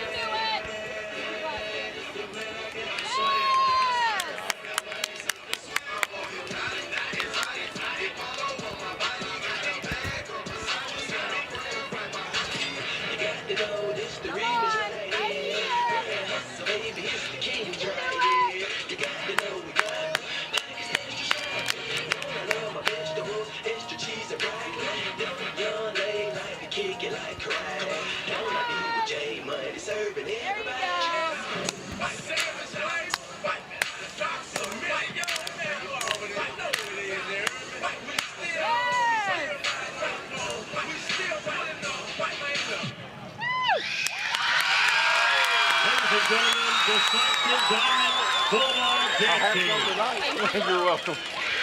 Welcome to First State Community Bank, where the community is at the heart of everything we do.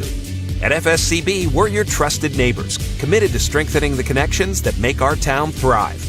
You get more face time with our dedicated team to understand your unique needs and help guide you to financial success. We also provide the latest technology so you can enjoy the convenience without compromising the personalized touch. Experience our hometown advantage with modern conveniences. Visit us at fscb.com. At SEMO Health Network, we strive to provide caring and affordable health care. We provide medical, dental, OB, and behavioral health services to everyone that may need it. For more information, visit our website and let SEMO Health Network take care of you.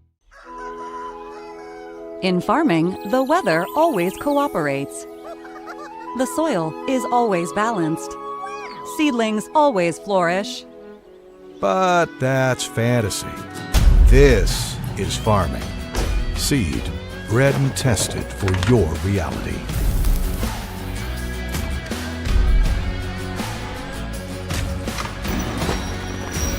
Dynagrow Seed, for real.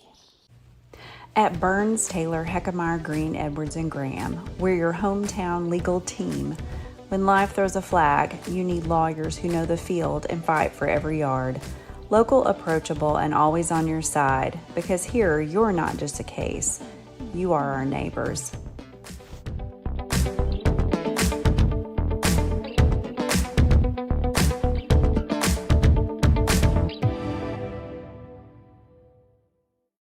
Welcome to First State Community Bank, where the community is at the heart of everything we do. At FSCB, we're your trusted neighbors, committed to strengthening the connections that make our town thrive. You get more face time with our dedicated team to understand your unique needs and help guide you to financial success. We also provide the latest technology so you can enjoy the convenience without compromising the personalized touch. Experience our hometown advantage with modern conveniences. Visit us at fscb.com. At SEMO Health Network, we strive to provide caring and affordable health care. We provide medical, dental, OB, and behavioral health services to everyone that may need it. For more information, visit our website and let SEMO Health Network take care of you. In farming, the weather always cooperates. The soil is always balanced. Seedlings always flourish. But that's fantasy. This is farming. Seed, bred and tested for your reality.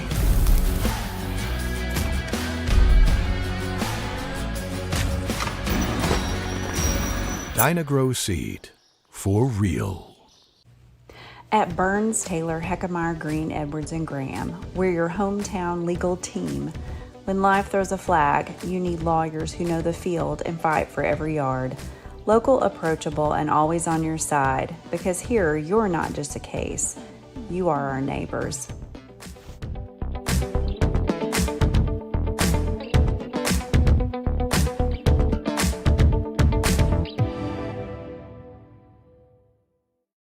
Welcome to First State Community Bank, where the community is at the heart of everything we do. At FSCB, we're your trusted neighbors, committed to strengthening the connections that make our town thrive. You get more face time with our dedicated team to understand your unique needs and help guide you to financial success. We also provide the latest technology so you can enjoy the convenience without compromising the personalized touch. Experience our hometown advantage with modern conveniences. Visit us at fscb.com.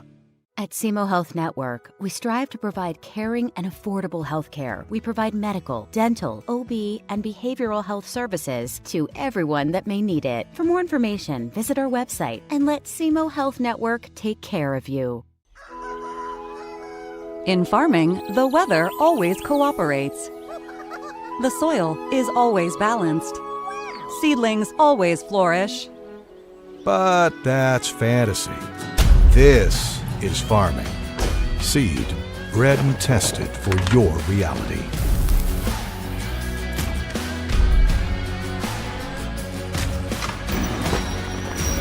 Dynagrow Seed, for real. At Burns, Taylor, Heckmeyer, Green, Edwards, and Graham, we're your hometown legal team. When life throws a flag, you need lawyers who know the field and fight for every yard. Local, approachable, and always on your side, because here you're not just a case, you are our neighbors.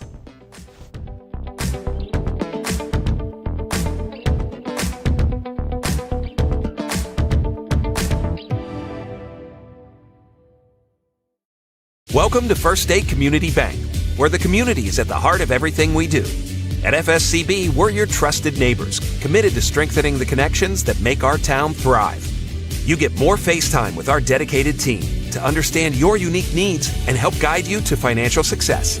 We also provide the latest technology so you can enjoy the convenience without compromising the personalized touch.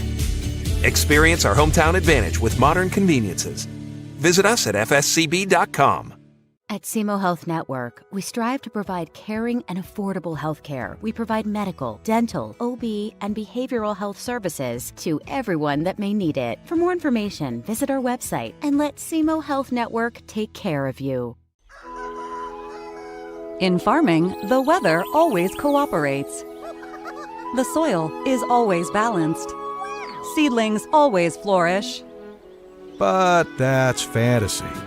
This is farming. Seed, bred and tested for your reality.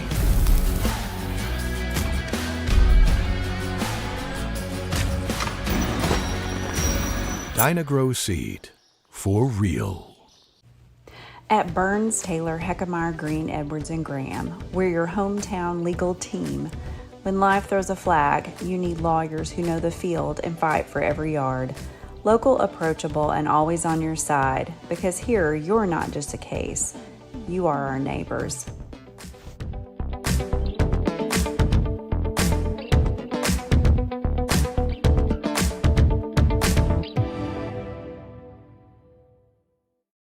Welcome to First State Community Bank, where the community is at the heart of everything we do. At FSCB, we're your trusted neighbors, committed to strengthening the connections that make our town thrive. You get more face time with our dedicated team to understand your unique needs and help guide you to financial success.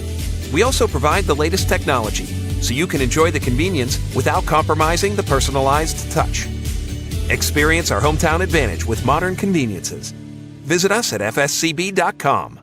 At SEMO Health Network, we strive to provide caring and affordable health care. We provide medical, dental, OB, and behavioral health services to everyone that may need it. For more information, visit our website and let SEMO Health Network take care of you. In farming, the weather always cooperates. The soil is always balanced. Seedlings always flourish. But that's fantasy. This is farming. Seed, bred and tested for your reality.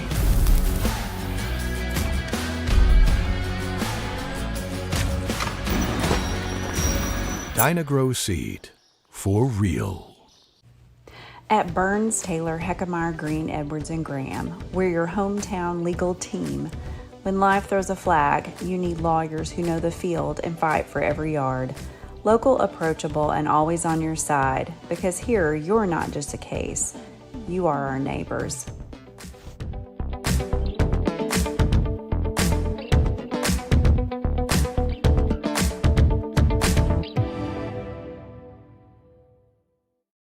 Welcome to First State Community Bank, where the community is at the heart of everything we do. At FSCB, we're your trusted neighbors, committed to strengthening the connections that make our town thrive. You get more face time with our dedicated team to understand your unique needs and help guide you to financial success. We also provide the latest technology so you can enjoy the convenience without compromising the personalized touch. Experience our hometown advantage with modern conveniences. Visit us at fscb.com. At SEMO Health Network, we strive to provide caring and affordable health care. We provide medical, dental, OB, and behavioral health services to everyone that may need it. For more information, visit our website and let SEMO Health Network take care of you. In farming, the weather always cooperates. The soil is always balanced. Seedlings always flourish. But that's fantasy. This is farming. Seed, bred and tested for your reality.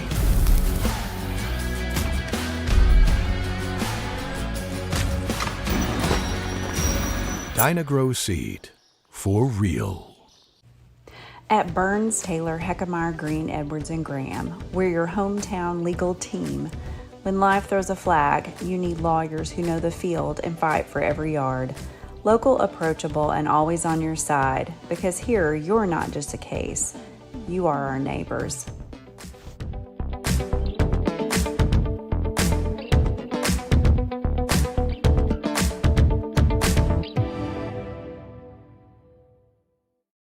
Welcome to First State Community Bank, where the community is at the heart of everything we do. At FSCB, we're your trusted neighbors, committed to strengthening the connections that make our town thrive. You get more face time with our dedicated team to understand your unique needs and help guide you to financial success. We also provide the latest technology so you can enjoy the convenience without compromising the personalized touch. Experience our hometown advantage with modern conveniences. Visit us at fscb.com. Ready, set, let's go. I'm on the way up. I'm on the way up. I'm on the way up, going all the way up. There's nothing you can do to stop it. I've been on the way up cause I know I'm popping. Hits, no misses, clean up like the dishes. Ain't no point telling me to stop cause I won't listen. Every level got a new devil. I'ma give them hell cause I'm leveling up. I'm on a new level, I'm on a new level. I'm on a new level, leveling up. We're back here live at Sikeston Public School Stadium. Farmington Knights in control of this game against the Bulldogs, 28-0. And you talk like, what can Sikeston do to turn this around? It's mainly you got to get some points on the board, move the ball, get some points on the board, and that might trigger the defense to make some plays. But this is just about an insurmountable lead, just based on how the first half went. Right. I've watched a lot of games, Deej, football, basketball, baseball, all the others. I haven't noticed any team winning if they score less points or if they don't put any on the board. It is rarely done. It's a rare feat. That would be unprecedented. We won the game. We didn't score as much, but we won the game. Hey, we won with our hearts. So we had more hits than the other team did, but we didn't score as many runs, so we win. I used to hear a lot of football coaches a long time ago when I worked at the paper and interviewed these guys. Well, they score more points than us, but they're gonna be feeling it tomorrow morning because we put some hats on them when we laid some hits on them. They paid for this one. So I guess just to make themselves feel a little better. Yeah. They beat us, but we hit them harder. Yeah, it's what we call the old moral victory. Yeah, But I can't tell you how many times I heard that from just any coach around the area over the years. So actually, we'll be kicking off. Mauricio Batista to kick off. Deej, I think we get to break out for the first time ever what I've been begging for, the telestrator. We're going to see how this goes. Batista with a little onsider and scooped up by Farmington. Didn't take that bounce like you want. No, yeah, you want that second or third hop to really get in the air so you get your guys down there and try to get underneath it and catch it. With that being the case, if it took that high bounce, can you just go in and lay out the guy getting ready to catch it? That used to be allowed, but they've changed these rules. You can. You cannot hit them if it's in the air. Yeah. Okay. Well, they can always. Well, no, I mean if it bounces in the air, you can then. Okay, we're getting up here. Expert knowledge. Coy Fripp with that carry. He said they're not expert. They've always these football rules are ever changing. They are. That's why we ask. It changes And- from year to year. And there's a time where you could just do crackback blocks. Right, And just you lay can't these do that guys out. anymore. You can't do that anymore. There's a pass complete. And a first down for the Knights. Mr. Allgood got a pan of food and does not share with the rest of us. He doesn't say you got Uber delivery or DoorDash or Uber Eats or something. What's going on down there? Farmington quickly into Bulldog territory. That one, Fripp got the ball and kind of almost lost his footing before he even got to the line of scrimmage. He might have even lost a yard there. Some upcoming things coming up on Bulldog Nation Network from A-Corp Sports. You'll have they're going to take a little break here after this game tonight. Yes. So the next Bulldog Nation Network broadcast, as you see, Farmington completing the pass, and he got away for a first down. I think that was Bennett Rolling trying to make the tackle. Mason King came in and wrapped him up. And it was Isaac Fripp, same last name, F-R-I-P-P. Looks like there's a couple of. He's a sophomore. There's two Tinsleys there. Isaac Fripp with that catch, and he got the first down. He could have been tackled for just maybe a loss. Penalty flag down on this play. Like a hold. It's going to come back. Coy Fripp gets the touchdown, but we thinking this one may not stand. Let's see what the call is, and it is an illegal shift against Farmington. I saw on this side facing us, it looked like there was a hold when he turned his block in, but obviously they didn't call it. But Called the shift. He went untouched on He that, did. and that He wasn't did. a hold or anything. He just took the ball and ran. It makes you wonder where was the defense on that play, because I don't even know if he's touched on that. He was not touched. But it doesn't count. It'll make it 1st and 15 at the 33. I'll get to this announcement here in just a second. This thing started happening quickly. Farmington with the handoff. That is number 20 for the Knights. Hudson Buchanan picked up about 6 on that. So 3 missed tackles on that play. Got a little break here after this game tonight. The next home volleyball game will be October 14th. So you got a couple weeks before our next Bulldog Nation Network broadcast. The next football game will be the final home game of the season, and that'll be against Charleston on October 24th. Fripp that time, and no gain there. Farmington's going to see a 3rd and 8 now. So mark your calendars for Bulldog Sports, October 14th. That's the next volleyball game, and the next football game, home game, is October 24th against Charleston. As we say, Derek, unless something drastic happens, I'm sure Eckley's going to push it here. I mean, he's in Bulldog territory. Here comes as far as Tinsley going for 4th down. Looking to the end zone, overthrown. He had a man open. He did. He just ran a little out route, like an in and out. And I would say they're going again. I would think. This is a pretty long kick if they were to choose to do that. Ball is at the 26. That'd be a 43-yard field goal. I have no idea if they have a who's kicker. their kicker? Is it Buchanan? It's that number. I think it was, McCarthy was the kicker earlier. Okay. Josh I saw McCarthy. Buchanan come in. I was thinking it was him, but I'm Number 4. mistaken. Okay. So they're going for it. Play clock is down to 6. Took them a while to get that play in, but they will get this one off. And here comes Tinsley rolling. Got his man out of bounds. So a first down play, just kind of a little rollout. They call that like a levels play. You got two guys kind of running there. Yeah, there he is right there.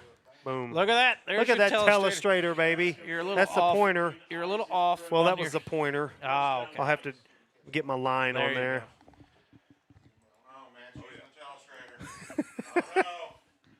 So 1st and 10 for the Knights, now with 9:12 left in the third quarter. Didn't have the latency correct.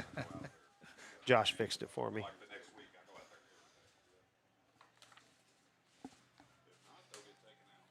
This one up the middle. Bulldogs did a good job there, stacking that line there and pushing him back. Got nice surge there. I think it's Buchanan again. It was. Hudson Buchanan. Good-looking kid. Good-looking senior. Senior. Spelling, Coy Fripp has gotten the bulk of the carries. And he's back in right there. Watch him. You see that? I mean, the stature, though, of the quarterback, which is Tatum Tinsley, he looks, he's at least, compared to his running back, over the middle. It looked like that got tipped. Did it not? I didn't think it looked like we did. got a hand on that early. Ball looked like it was. I just saw the end of the pass. It didn't look like it was wobbling any. But Looked like it changed directions. I could be certainly wrong now there. 3rd and 10. Again, I think Coach Eckley, again, not knowing him personally, but just knowing his style, I would anticipate they're in 4-down territory if they don't pick up the first down here or score, and I wouldn't guess he would kick. He might, but I wouldn't guess he would. Tinsley. It's a pump fake. And that one's out of bounds. Did a good job there covering that there, not falling for the fake on the outside. Ran his guy up the seam and wasn't able to connect. Mason King, number 5 for the Bulldogs, defending on that play. He pretty well had that one covered. I was going to say, I don't think they're going to kick this, or certainly don't look that way. I'm sure He's they trying want to get to dial up a play. that magic 35-point Does number. it only run in the fourth quarter, or is No, it the it's second half? Entire second half of Okay. football. Basketball's just fourth There quarter. we go. Fake again. No pressure. And over the middle, incomplete. So the Bulldogs get off the field. And Sikeston comes up with the stop. And they've only made, that may have been just the second time they've stopped them tonight. That interception earlier in the end zone. Right. Now, I guess technically at the end of the half. Yeah, that don't count that one. right. Upcoming on A-Corp Sports, it's the end of Week 5 of high school football and volleyball on A-Corp Sports. Week 6 looks like another amazing week. Monday starts off at the home of the Jackson Indians as they welcome Saxony Lutheran Crusaders into town. Then Tuesday, here comes the pitch outside to Holcomb, trying to get around the corner and gets a few yards there. If we see that replay again, you see Christian Gibson and the other receivers doing a really good job here on the outside. Right, here's Christian. You're right yes, there. Sir. We're in a really good block, turning his guy inside and able to spring. His hands, he got initially started out, but you can see he kind of worked his way in. Move them in. That's right. You got to keep them inside the shoulder pads. They'll let you maneuver outside if you get off of it. Right, If you hold on, they'll call that hold. Baker gets the first down, it looks like. Yeah, they're going to. Yeah, so they're going to move the stick. So finish up my message here. So Monday. It's a volleyball. Home, this is volleyball. Home Jackson Indians will welcome Saxony Lutheran to town. Tuesday, they're going to be at Woodland as the Bell City Cubs head to Marble Hill for another volleyball matchup there. So a Stoddard County matchup there. They'll end the week with the Friday night under the lights at Charles Bland Stadium in Dexter. Bearcats host Kelly. Baker, it looked like it was tipped maybe. That was intended for right Will at late. the end. Yeah, he was thrown a little bit behind Will. And number 12, Jackson Tinsley, was able to get in there and get a hand on that and knock that loose. I think he did it right at the end because I think Will thought he was going to come up with it. It looked like it was going to be in a reception, but maybe at the last second, exactly. Jackson Tinsley of the Knights. I feel like it might have been just a hair behind him. 2nd and 10. Williams in motion there. Saxon with a little confusion, it looked like. Baker's going to run a little pass the out route, completed to Christian Gibson. Hang on to the ball, Christian. He's tackled across the 50. I don't know how he didn't go out of bounds. I thought he was on the out of bounds line right there. So one of probably Sykes' biggest play of the night. Yes, Here you go, man. A little out. Tell you what a great pass. It throws it right over that linebacker right there. just over his head. If Gibson had just one more step, he probably could have housed that one. But he just couldn't get going. Tell you what, that's a great pass to drop it in there Yes, over his head. Christian went up, made a nice play, caught it at the fumble on the play. Just when Sikeston gets moving, they have a fumble on the snap. And they're going to lose 6 or 7 on that play. Looks like about 7. 2nd and 17, Bulldogs. 2nd and 17. Those are just the mistakes we've talked about, the penalties. Yeah, and you can't have things like that. Not against good teams. Yeah. I mean, the things that you do, that we always talk about the margin between winning and losing, and that's some of the things that you can't do. Baker steps up. It's job still stepping up in the looking, pocket. Throws it, and incomplete, intended for Mason King.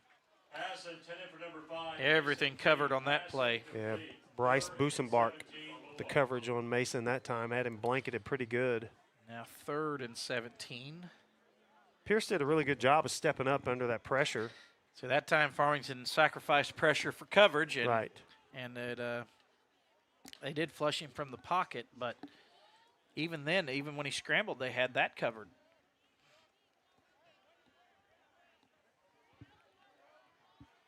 Long ways to go here. Probably 4 down territory unless you lose yards. A little throwback here to Jared Waters. Makes one man miss and spins his way for about 8. Jared's a big kid. We've talked about him. Now it's 4th and 9. 9 or 10. So he got 8 on that play. It doesn't look like he's going to get that much. They haven't gotten him the ball a whole lot. We talked about it last week. They were coming in and running behind him, which he's a big kid, athletic kid, plays basketball too. Way more nimble than you would think for someone his size.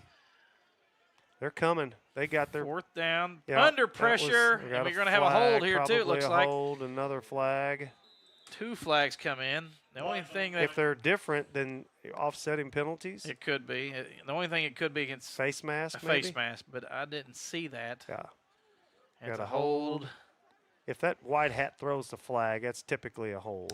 Typically, unless there's a face mask that he sees. Now Pierce has to come out, right? Because they ripped his helmet off? That's going to be 4th down anyway. Well, not if it's offsetting penalties, all right? Right, but it's 2 holds. Oh. Declined, and a drive that had a little promise, a fumble, kind of set it back. Sputtered the whole thing there. Yep.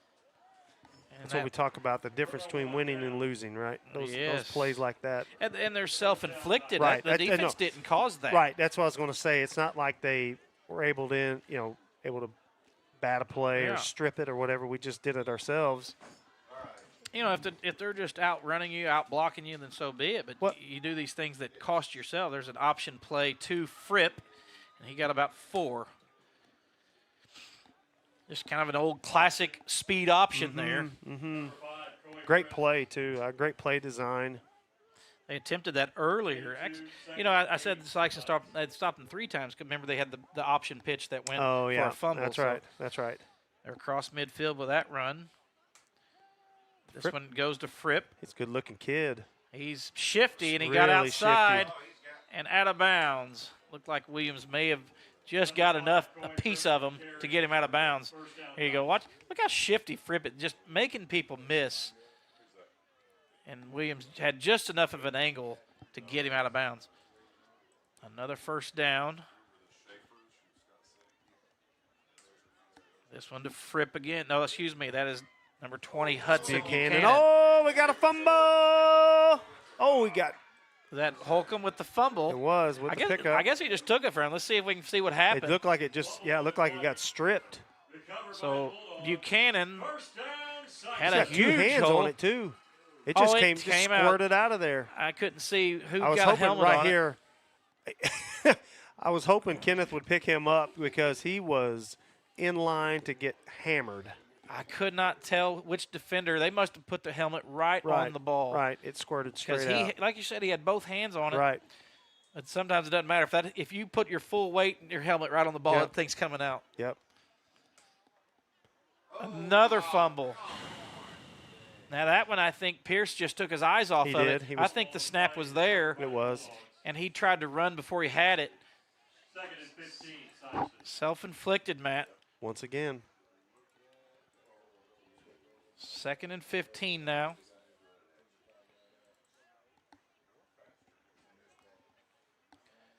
Pierce looking, hits Williams on a little out route there again. Sikeston's best routes and best pass plays are these little out routes. They are, Deej, and we didn't see a replay, but Will Lape was wide open on the seam.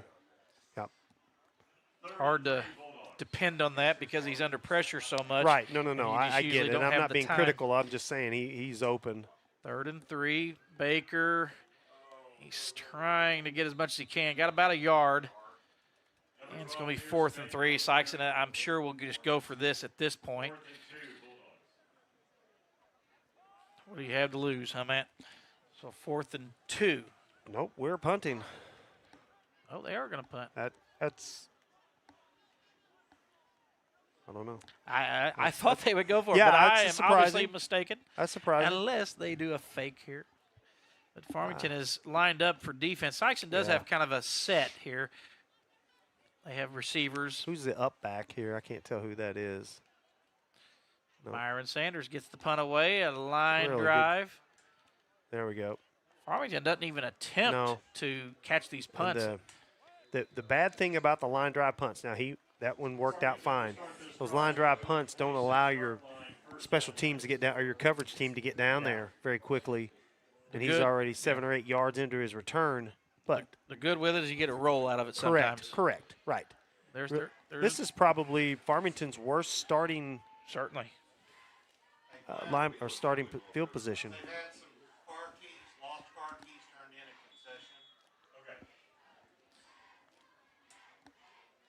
Here's Tinsley over the middle. Ooh, that looked like it was dropped, but Sikeston. I can't tell if he got his hand in there and tipped that out of there. It looked like Bennett Rolling might have gotten a hand on it. Just from our angle, it looked like it had a chance to be caught. And if he caught that, it could have been a touchdown. 6. Yeah, their backs are to us, and it was hard to see. We've got no safety over the top right now either. And that's going to cost us. You called it, Matt. Well, not touched.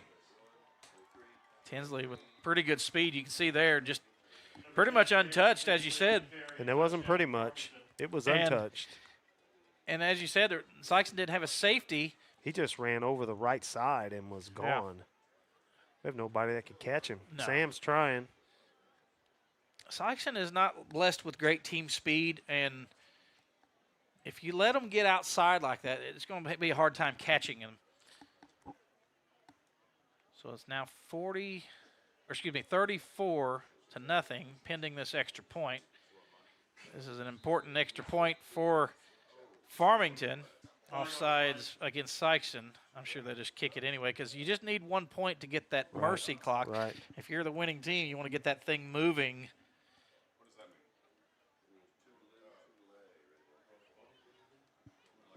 I'm sure you may take the penalty, but I'm sure you just want to kick it. You don't need 2 points here. Right. No, I think he just kicks it. All right. Would think, his kicker's still on the field. I think they just decline it and kick it from the same spot and move on. You got everybody lined up.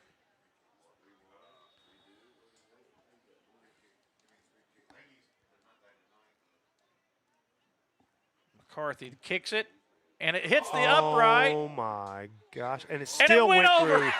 It still went through. I don't know if I've ever seen that in a high school game. It still went through. You see weird – look at this. Look at this thing. Oh, it didn't catch the bear. It just barely went over the back of it. That thing went straight up in the air 20 feet. That is when you know things are going right for you, right? Yeah. It's kind of like that banked in 3 or something like that in basketball when you hit the crossbar and it goes straight up in the air and still goes in. Let's take a quick break. We'll talk about it here in a minute. You're watching Bulldog Nation Network, powered by A-Corp Sports. At Burns, Taylor, Heckemeyer, Green, Edwards, and Graham, we're your hometown legal team.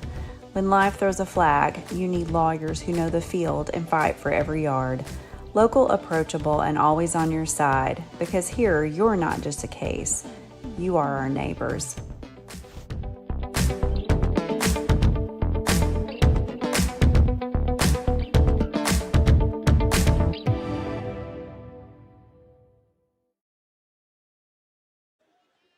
Back here at Sikeston, Farmington with a 35-0 lead. And that watch it. last extra point we just On talking about. side. Yep. Little pooch. Somebody jump on it. And Sikeston comes up with it.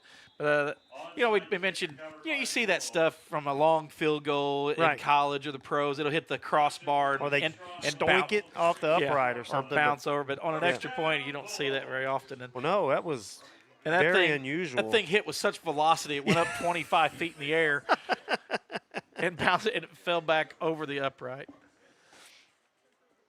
Yeah, I've not seen that. But that's about as rare as winning a game with less points. Oh, yeah.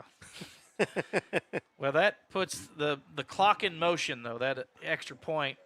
So the turbo clock is in effect, and this game will have a swift end unless Sikeston can score pretty quickly. That pass complete to Mason King. Lost a couple there. Christian Gibson was doing a good job staying on his block out there. Mason was tracked down from behind. What's interesting, I'm sitting here looking at the game, and I'm looking at the monitor. The reds are a little different. Like the Bulldogs' reds are a little different on the monitor. It's interesting, at least to my eyes. Baker, and that pass. He catch that? They're going to call it a catch, it looks like. I wasn't sure that he did. I think it was Will Lape. Yes. Are they calling it? Yeah, they're going to call it complete. It was thrown a little too far ahead of him. Will was kind of on a little slant there. Mm-hmm. And let's get this playoff where they throw the red flag in and get the replay, right? Baker again. They looked for the out route. He's under pressure. Here comes a flag as well. And Baker takes a sack. Look, that time he's looking for the out route, and they covered it. Yeah. Holding against Sikeston. They'll decline that. Yeah. Because he got sacked and lost 6 or 7 on the sack, and that'll bring up 4th down. Holding against the Bulldogs, penalty is declined. Sikeston will be forced to punt. The clock stops on a change of possession, though, I correct? don't think it stops at all. Doesn't? Unless okay. maybe these are more rules they always tweak and change. I don't think it stops at all, except unless the official stops you for whatever reason, a player injury or timeouts, obviously. And sometimes on penalties, they'll stop it. On touchdowns, they'll stop it. Okay. Or a field goal or something. I thought change of possession, but I very well could be wrong. High snap. Myron's going to have to try to run for his life here. And then he fumbles the ball, and Farmington's going to get a touchdown out of this. Fumble on the play, recovered by Farmington, touchdown Knights. And that goes from bad to worse. I mean, Myron, it was a high snap over his head, and at that point he's just trying to get anything he could, and then a fumble. Farmington's got his hand in there right at the end, and just an easy scoop and score there for the Knights. Clock continues to run, even with the touchdown. So, I mean, again, that used to be a rule. They would stop the clock on touchdowns, but obviously they've changed that. I mean, I swear they change these rules every year. It's McCarthy to kick. We'll go into the quarter. The clock stopped. I mean, not that it matters, but. And that kick is through. So 42-0 after 3 quarters of play. You're watching Bulldog Nation Network, powered by A-Corp Sports. In farming, the weather always cooperates. The soil is always balanced. Seedlings always flourish. But that's fantasy. This is farming. Seed, bred and tested for your reality.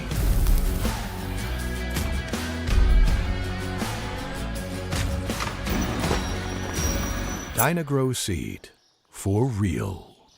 At SEMO Health Network, we strive to provide caring and affordable health care. We provide medical, dental, OB, and behavioral health services to everyone that may need it. For more information, visit our website and let SEMO Health Network take care of you. Welcome to First State Community Bank, where the community is at the heart of everything we do. At FSCB, we're your trusted neighbors, committed to strengthening the connections that make our town thrive. You get more face time with our dedicated team to understand your unique needs and help guide you to financial success. We also provide the latest technology so you can enjoy the convenience without compromising the personalized touch.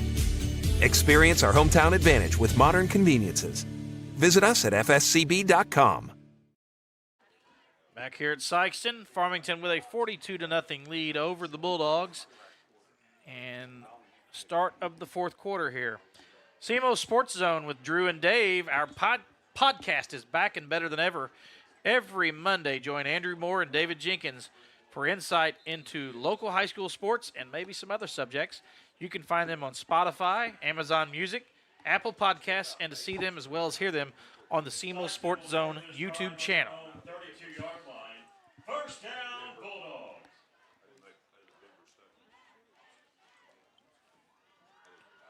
Just looking around with the state polls, we mentioned Jackson earlier. They're in Class 6, which is the largest class in Missouri. They're ranked 4th in Class 6. So the pundits think they are in the running among the best teams in Class 6, and they've certainly shown that so far this year, just annihilating everybody.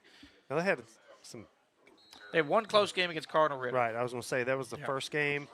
Didn't they play a tough game against Edwardsville? Edwardsville, I think they won by 2 or 3 touchdowns. Yeah. So Will Lape with that catch for the Bulldogs, picked up 5. 5 on the play, 2nd and 5, Bulldogs. The top team in Class 6 is Nixa, who has that monster. The monster, Jackson Cantwell, who's 6', 7, or 8, 300 pounds. He's among the nation's best discus throwers and shot put throwers. Pierce Baker with the option. And that defender did a really good job. Yeah. Is that no? Number 6, maybe. 50. Who's 50? Oh, 50. 50 is Joey Bales. He did a really good job of basically making Pierce decide what to do. Yeah. And he wasn't faked by the fake. Yeah, he guessed right. But talking after this third down play, we'll see. 3rd and 6 now. Baker with a quick hitter to Terrell Williams. He's got the first down. Those are Sykes' best plays, these little quick passes. But Jackson Cantwell, I don't know if he's had the nation's best discus throw or shot put, but he's a total phenom in track and field, as well as a total phenom in football. He's an offensive, defensive line guy, and he's committed to the University of Miami, which blows my mind why anybody want to go there, but that's neither here nor there. Why didn't he go to Notre Dame? That's all I want to know. Or Mizzou. He wants to win. He doesn't want to go to. Almost caught by Terrell Williams. That pass just barely overthrown. But Missouri Tigers, I mean, you're in the home state. Right. He may have a connection to University of Miami for all I know. Hogwash. May have a connection and maybe a lot of money thrown at him. I know. I'm just joking. In case the Cantwell family is watching this broadcast, I'll have to. Yeah, just on the odd. What happened? I don't know. Oh, nothing. Just incomplete. Oh, motion. I was going to say. But you can see Nixa number 1 in the state. CBC is number 2 in Class 6. So, obviously, Nixa led by Jackson Cantwell, who's – and I don't know if he has any plans to low snap to Baker, complete to Williams, trying to make a man miss. Only able to get a couple yards there. I don't know if he has any plans to do track and field, but he is a freak of nature in throws. He is Olympian caliber. Really? In throws. You know, there was no pickup on that play, right? Maybe a half a yard, maybe, because it was on the 40. But I'm just curious if he'll pursue any of that, or if he'll just shoot for the NFL, which obviously is a more lucrative situation if he can get that far. They are pinning their ears back. They had 6 guys on the line. Nice block there. Great job, and that pass just out of the reach of Williams. A nice job. Who is that offensive lineman? I'm trying to. 77. Yeah, we'll see a replay 61, there. 61, I thought. Jeremiah Seegers. Was it 77? I thought it was on that 77 pickup is block at the end. Wesley Patterson. It's either Seegers or Patterson, but a nice job to at least spring Pierce for a few moments and give him some time to get a pass off. 3rd and 14, intercepted by the Knights. And he's going to he's going to get pushed out of bounds by Kenneth Holcomb. That pass intercepted by Kendall Wright, a sophomore for the Knights. Here's your replay. Just a misread. Yep. He didn't see him. No, he was following his when you lock onto your receiver, you don't Yeah. see what's around you. And yeah, he just locked onto him. And Good job by Kenneth just to save the touchdown.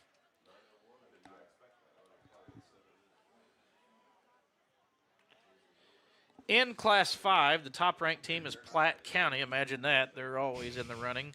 Rockhurst, 2. Webb City, 3. Cardinal Ritter is 2-2. One of those losses to Jackson. yeah, I was going to say that's Webb City, of course, always in the running. And Farmington, as we mentioned, is 10th. see North Point down there. That's a newer school. That's where our friend Brett Collins correct. is the athletic director. North Point is a newer school in Wentzville. That exploding It's just exploding population. with like 7 schools right around there or something crazy. I'm not sure. They got Holt, Timberland, North Point, and I'm not sure. But then they have Wentzville, right? Don't they, in there just- Wentzville Holt. Wentzville became Wentzville Holt. Okay, there's Timberland, Holt, but I mean St. Dominic. St. Dominic isn't Wentzville though. That's Well, considered okay. O'Fallon. Yeah, I guess that's true. But I was thinking that area within 10 whole miles. area. Yeah, the whole thing. I mean, there's St. Charles, O'Fallon, and St. Peter's, all those, and then Right. Wentzville's further out. And It is. Even It that is exploded past their borders. Right. Before long, they'll be out there to Warrenton. right. So 3rd and 7 now for the Knights. We are cranking down here under 6 minutes now. Looks like we got a few subs in. Jackson Tinsley is now in at quarterback for Farmington. Is that 59 at running back? That's an interesting running back number. I think that's what I see. 54 maybe. Logan Weiss. Jackson Tinsley just plows ahead, and they're going to be about 4th and 1. Think he kicks this or he goes? I bet they go. If you don't get it, then Sikeston's got to go Yeah. 80, 90 yards here.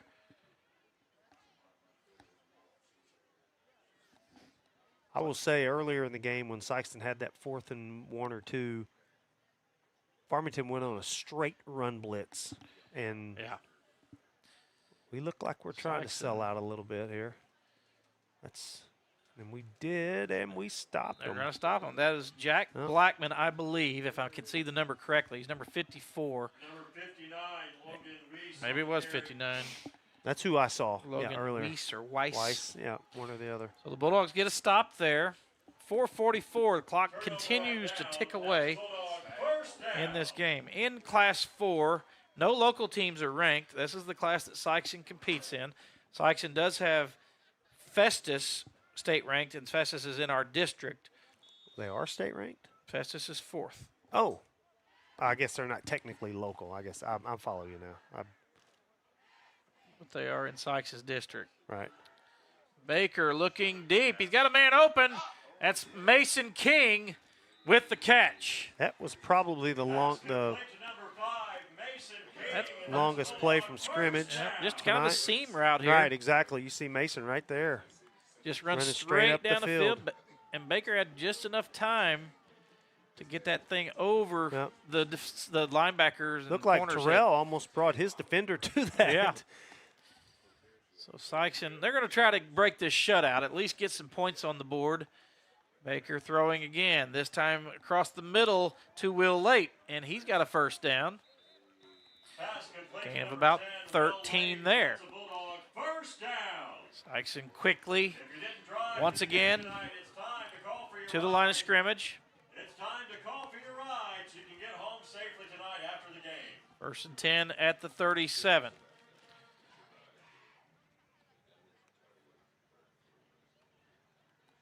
Baker. Just a lot of buying time. a little time.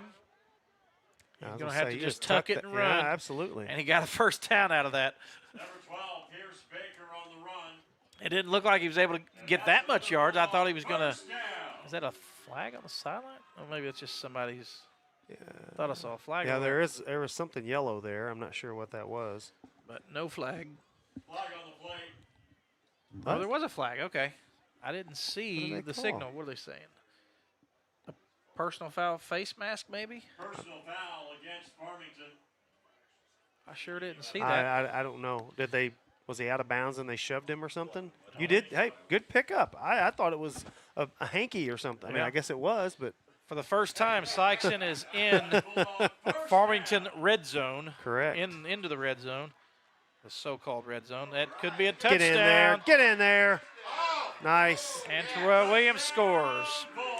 Derek, when we go back and see that replay, you'll see Terrell kind of push his guy up the field and then spin outside, and he's open. Baker took a shot, and he's There's still Terrell down. right here. See him up and turn his guy this way. Yep, nice route. There he goes. Kind of a little pivot there. Mm-hmm. So Baker has to be helped off the field. He took a shot to his arm. I missed that. I was messing around with the telestrator. I missed the shot at the end. So Sikeston, this happened last week when Baker got injured on a play and wasn't able to hold on the extra point. We missed the extra point, our first of the year. Right. See if we can get it down this time. A bad snap. And that one hits the crossbar backwards. So that snap never got to him and never really had a chance. But Batista still gave it a shot. He did. Just about pulled it off. You're watching Bulldog Nation Network, powered by A-Corp Sports. At Burns, Taylor, Heckmeyer, Green, Edwards, and Graham, we're your hometown legal team. When life throws a flag, you need lawyers who know the field and fight for every yard. Local, approachable, and always on your side, because here you're not just a case, you are our neighbors.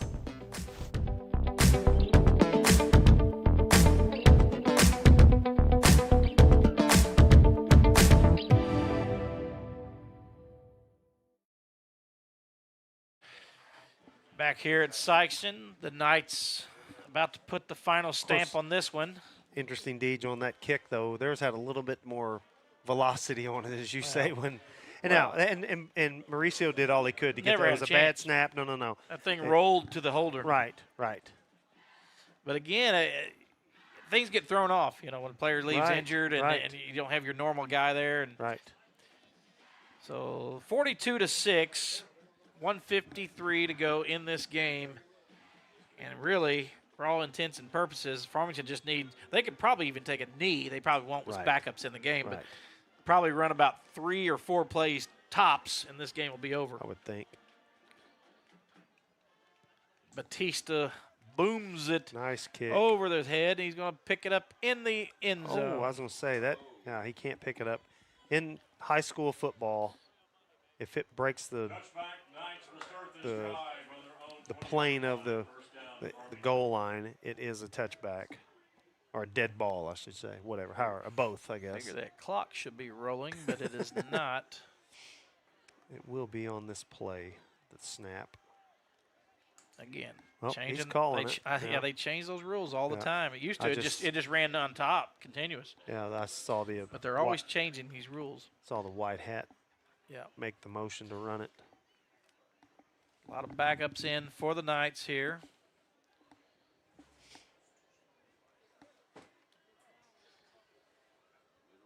We were off sides. We were off. Oh, well, he threw it on that side. Is that against them?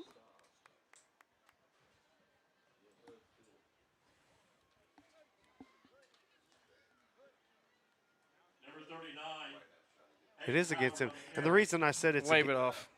What? They waved it off.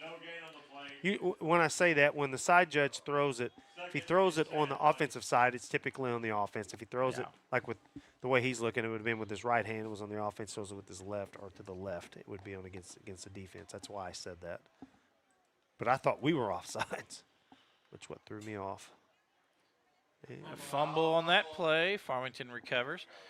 So going into this next game, Sikeston will have Poplar Bluff on the road. You're hoping you can get Keon Atkins back. He missed this week's game. I believe a concussion. Hopefully Pierce. And now Baker, of course, left the game just moments ago after completing that touchdown. He's on the trainer's bench. It's hard to say. Kyle Lamar, our trainer, is over there. He's moving his right arm fine. Yeah. Maybe it was his left arm that got hit. I couldn't tell. He took a shot on that throw just like he did last week. Pierce is a tough kid, so if anybody will be there, it'll be Pierce. Yeah, he's shown that he can take some shots and get right back up. He has. This is probably the final play of the game. Stuff for no gain, losing a couple actually. Only 10 seconds and counting, and Farmington will not have to snap it again. And they're content to line that one up. Get out of here with their 10th straight victory against the Bulldogs and take that series, that season, or that makes it a 25-23 lead. 25-23 and one. When was the one? Certainly back sometime in the 60s or 70s, I would guess. That puts an end on this one, and Farmington picks up a conference victory over the Bulldogs. Yep. Sikeston still searching for that elusive conference victory. They're going to try to get it next week against the Mules. The Mules appear to have a down team. They haven't won a game yet. And what does that mean? I don't know. They played Cape in a tough game last week. Right. So that tells you they're at least capable of, being a dangerous squad and certainly going over there. Let me mention our crew one more time. I know we mentioned it earlier. Crew for tonight on cameras, Stephen Beidler, Ben Klein, Elizabeth Hawkins. Graphics, Josh I, and directing, the one, the only, Mr. Steve Beidler. I was trying to think of a He's the coach. He's the coach. A superlative. That's right. I couldn't come up with a superlative. Farmington will be hosting Union next week. That is, ironically, a Brent Eckley former school. It is. He came from Union to Jackson. Yep. So interesting that they have Union on schedule, and he coached there as well. And then, of course, Sikeston at Poplar Bluff, as we mentioned. Final thoughts, Matt, coming out. Well, it's a little frustrating, and we all want the team to come out and win, and I know that Coach May and his team and his staff are perplexed, maybe trying to figure out what levers to pull and buttons to push and all those things. And I know those guys, and they don't give up easy. And it's just year two, halfway through year two, essentially, of what they knew was going to be a rebuilding project, and they're taking it on. They're going to take it on like men, and that's who they are. They are going to keep grinding this thing out. And, again, we keep saying it. I know tonight the score wasn't quite as indicative, but brighter days are ahead. Especially when you look at the youth of this team. This is a very sophomore-dominated lineup. Yes. Every defensive lineman out there is a sophomore, pretty much. Yep. So just going to continue to get better, get stronger, get faster, and all those things. And we got some kids in junior high that are playing some good football. Yeah. 8th grade had a big win last night at Crothersville. Mm-hmm. So hopefully brighter times ahead for Bulldog football. They lose this one tonight to Farmington 42-6. Back on the road for the first time in 4 weeks, and they take on Poplar Bluff. We'll say goodbye here from Sikeston. Our next broadcast will be, I think, October 24th. Is that what we said? Correct. As the Bulldogs will take on the Charleston Blue Jays here at Sikeston Public School Stadium. We'll say goodbye from Sikeston for Bulldog Nation Network, powered by A Corp Sports. Go Dogs.